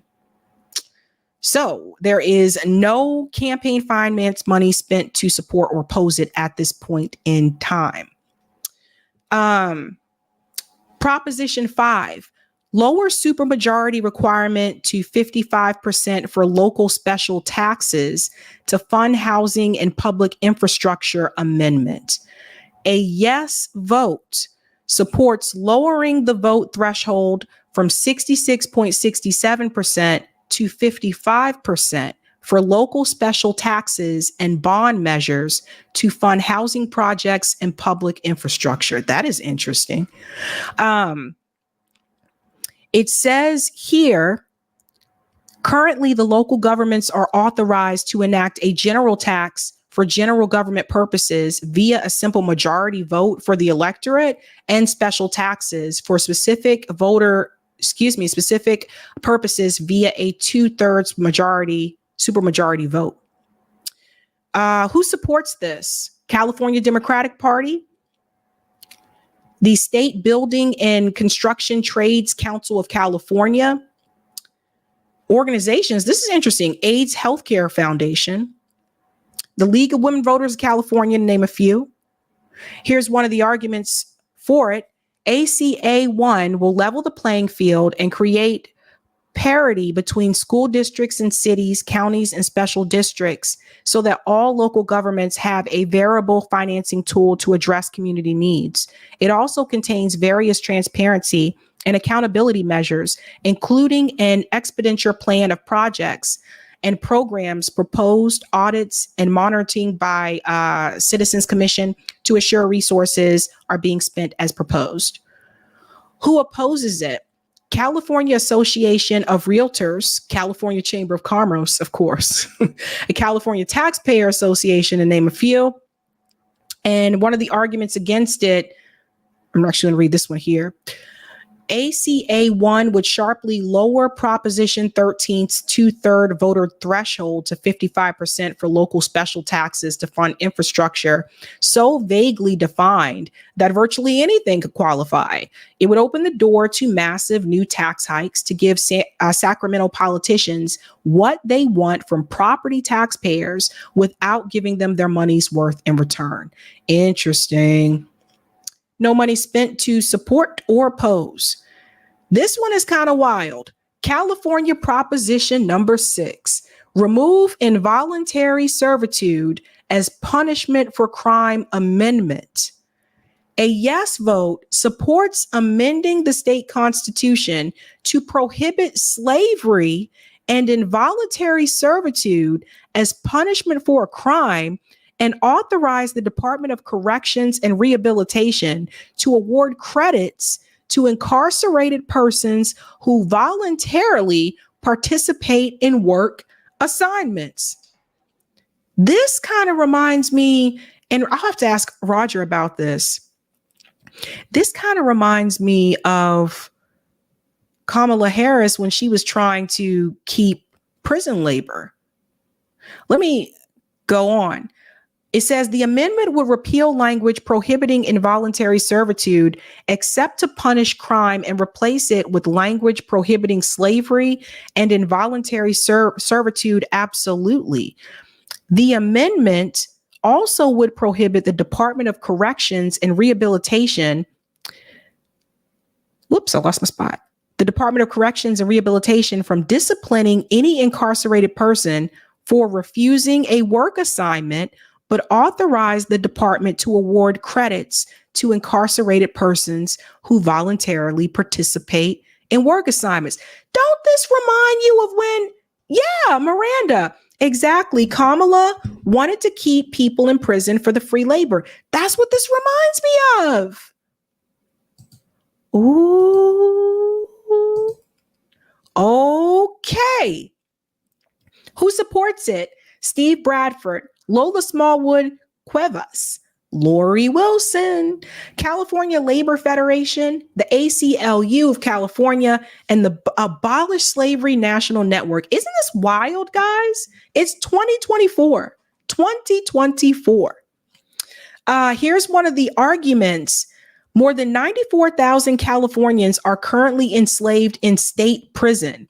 African Americans account for 28% of the prison population, despite making up less than 6% of California's overall population. Although no courts explicitly order forced labor as a part of criminal sentencing, it's standard practice to force incarcerated people to perform labor. Kamala Harris, anybody? Paige and Kamala. Paige and Kamala. She put a lot of those people there. It seems like now they're trying to undo what was done. I don't know. Like, yeah, Terry Hinton said modern day. That's what it reminds me of. Ooh. Okay. And there's a note here from Roger. Please click on the link and scroll all the way to the bottom where it shows the U.S. map to show you the states that have already ratified this into their state constitution. Let's see. I don't see a map, so I don't know. Oh, maybe I have this too large. Let me make it smaller because sometimes things disappear when you. Looks like they removed that, Roger. Sorry about that. Yeah, I don't see that there. Here's the big one. We'll stop with this one and we'll continue California tomorrow night because California has a lot. Okay. California Proposition 32, $18 minimum wage initiative. This is a big one. A yes vote supports increasing the state minimum wage to $18 per hour by 2026 for all employers, and thereafter adjusting the rate annually by increases to the cost of living.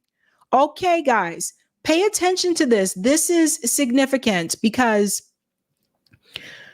this last part here, increase the minimum wage to $18 an hour by 2026 for all employers. But then it goes on to say, after that, you are going to adjust the rate annually based on the cost of living.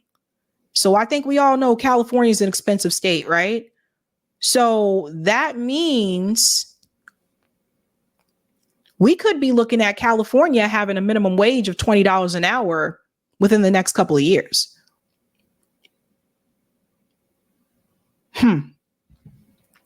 Which isn't much there. The cost of living report for 2024 shows you that you need to make at least, I think, $45 an hour to afford a 2-bedroom house in California, 2-bedroom rental. So yeah.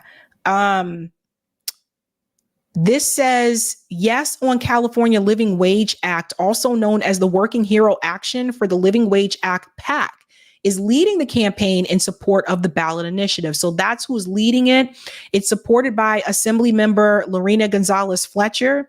One of the arguments is an investor who filed the ballot initiative said the time is now because the pandemic has heightened the people's understanding of the realities so many Californians face. Cost of living is rising faster and faster, but wages haven't increased. Yeah, I think. Well, let me read the opposition.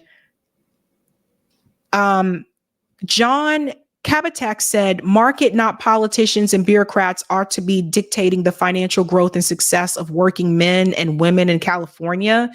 Let the market dictate this and stop sending the message that mediocrity is a pathway to professional success in California.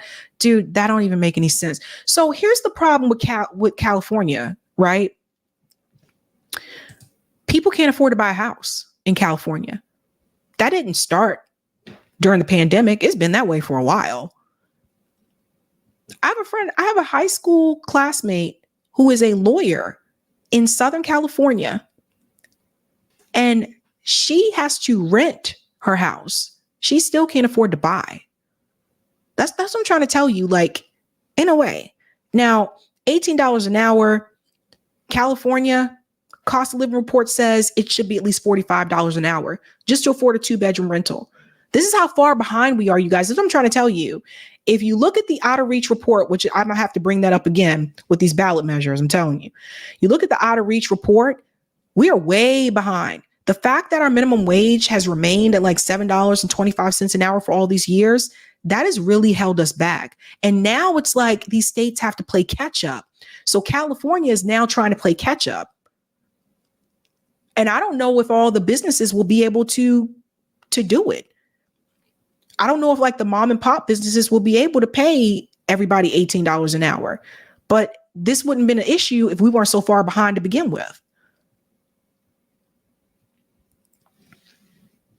JB says, Sabby, our ballot initiative had the same language when we raised it to $15 per hour by 2026 for Florida. So JB's in Florida for people wondering. This is wow. So I hope you guys in California know what's up. Okay. And there has been campaign finance money spent for this one to support it, not to oppose it. Usually the way that this goes is that the amount of money that's spent, whichever has the most amount of money, that's usually the way the measure ends up going. So it looks like, you know, there's over $875,000 in kind contributions to support it. So this is probably going to pass. I mean, the voters have to vote for it, but it's probably going to pass. Wow, man. And there's a note here. Oh, thank you. And thank you for this, Roger. Minimum wage, $18 for California in 2026. I think you might already know where I'm going with this. Peep what is in the red circle, most expensive areas. Yeah, this is what people need to see. From the Outer Reach report for California, it says you need to make $47.38 an hour to afford a 2-bedroom rental in California. Now, what's important to note is the most expensive areas in California, and that is Santa Cruz, Watsonville, San Francisco, San Jose, Sunnyvale, Santa Clara, Santa Maria, Santa Barbara, and Salinas. These are the most expensive areas. And when you break this down, it says in Santa Cruz, you need to make $77.96 an hour. Yo, California is insane. This is insane. Nobody can do this, man. Like San Francisco, $64, San Jose, $60, Santa Maria, $57, Salinas, $55. That's how much you need to make an hour in those most expensive areas in California to afford a 2-bedroom rental. That's insane. Now, every time I see Santa Clara, I think about the movie Lost Boys. Wasn't it Santa Clara? What was the name of the town in Lost Boys? What was the name of the town? What was the name of the town? You guys saw the movie Lost Boys with the vampires? It's a cult classic. Come on, guys. Lost Boys. I thought it was Santa Clara. Anyway, let me bring it up, Eric. You have to bring it up, or if you put it up here, I don't know. Yeah, I can't click on it. Oh, the map is under background. Let me see if I can try it again. I don't even see that anymore. It took me to something else. Oh, hold on. Yeah, there's no background, Roger. It just says the page that you're looking for doesn't exist. Then it says go to, or maybe I should go down. Yeah. I don't know why. I don't, oh, you got it. Okay, sorry.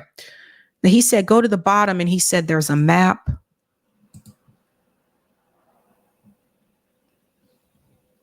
Oh, about the slavery thing. State constitutional provisions providing for slavery or involuntary servitude as punishment for a crime. So the teal color is involuntary servitude as criminal punishment, and yellow is slavery or involuntary servitude as criminal. Wow. That's crazy, dude. That's wild. That's wild. I don't know if your state's there, guys.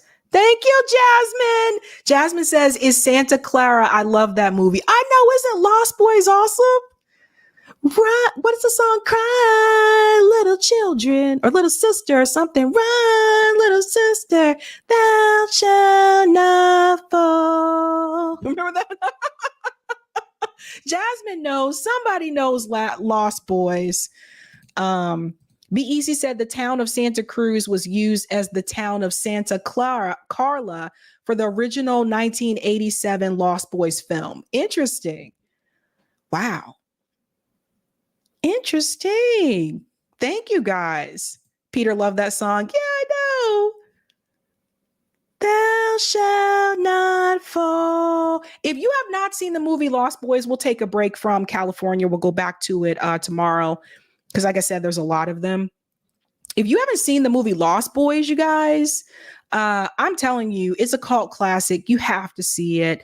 It has Kiefer Sutherland back in the day before he went all crazy. It has Corey Haim in it when he was kind of younger. I don't remember all the guys' names.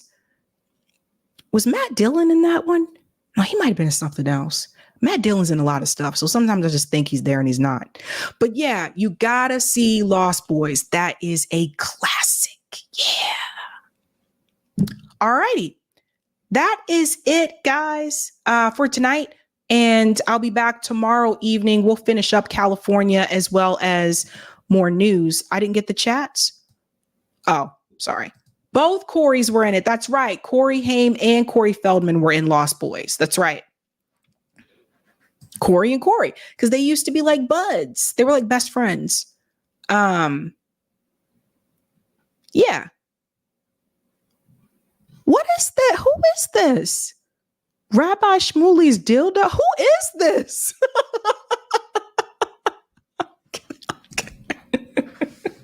Oh my God. Let me go to the comments. Thank you, Avenge. Queen Sabby, why are you so worried about Palestine, a foundational woman in America?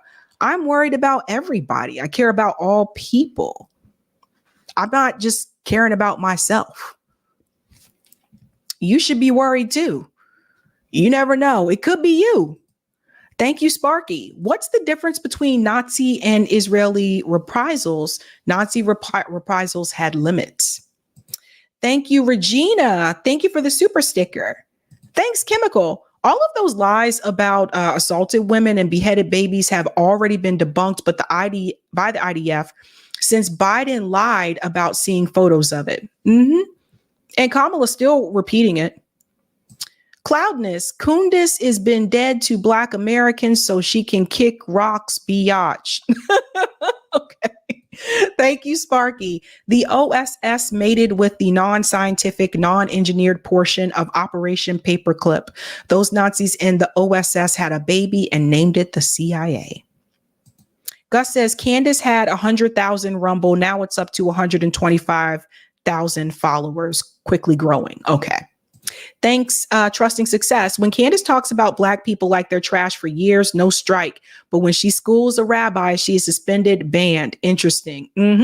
Well, remember what I told you she said on Twitter. She said not only did the Daily Wire approve of her doing that, but she said it was encouraged. Thank you, Roger. I thought you were jumping on a plane to California. What? Oh, no. Thanks, Sparky. With inflation, $20 an hour isn't much, even in the least densely populated areas of flyover country. And thank you for that. Now I said this, and I hope all of you will go watch Lost Boys if you haven't seen it. Yeah. Thou shalt not fall. It is. It's the best vampire movie ever. And if you watch it now, the special effects, because it's such an older movie, the special effects are kind of laughable, but it's still kind of creepy, eerie movie, but it's a cult classic, man. Yeah. Alrighty, guys, that's it for me tonight. I'll see you tomorrow live. Have a good night. Keep up the fight.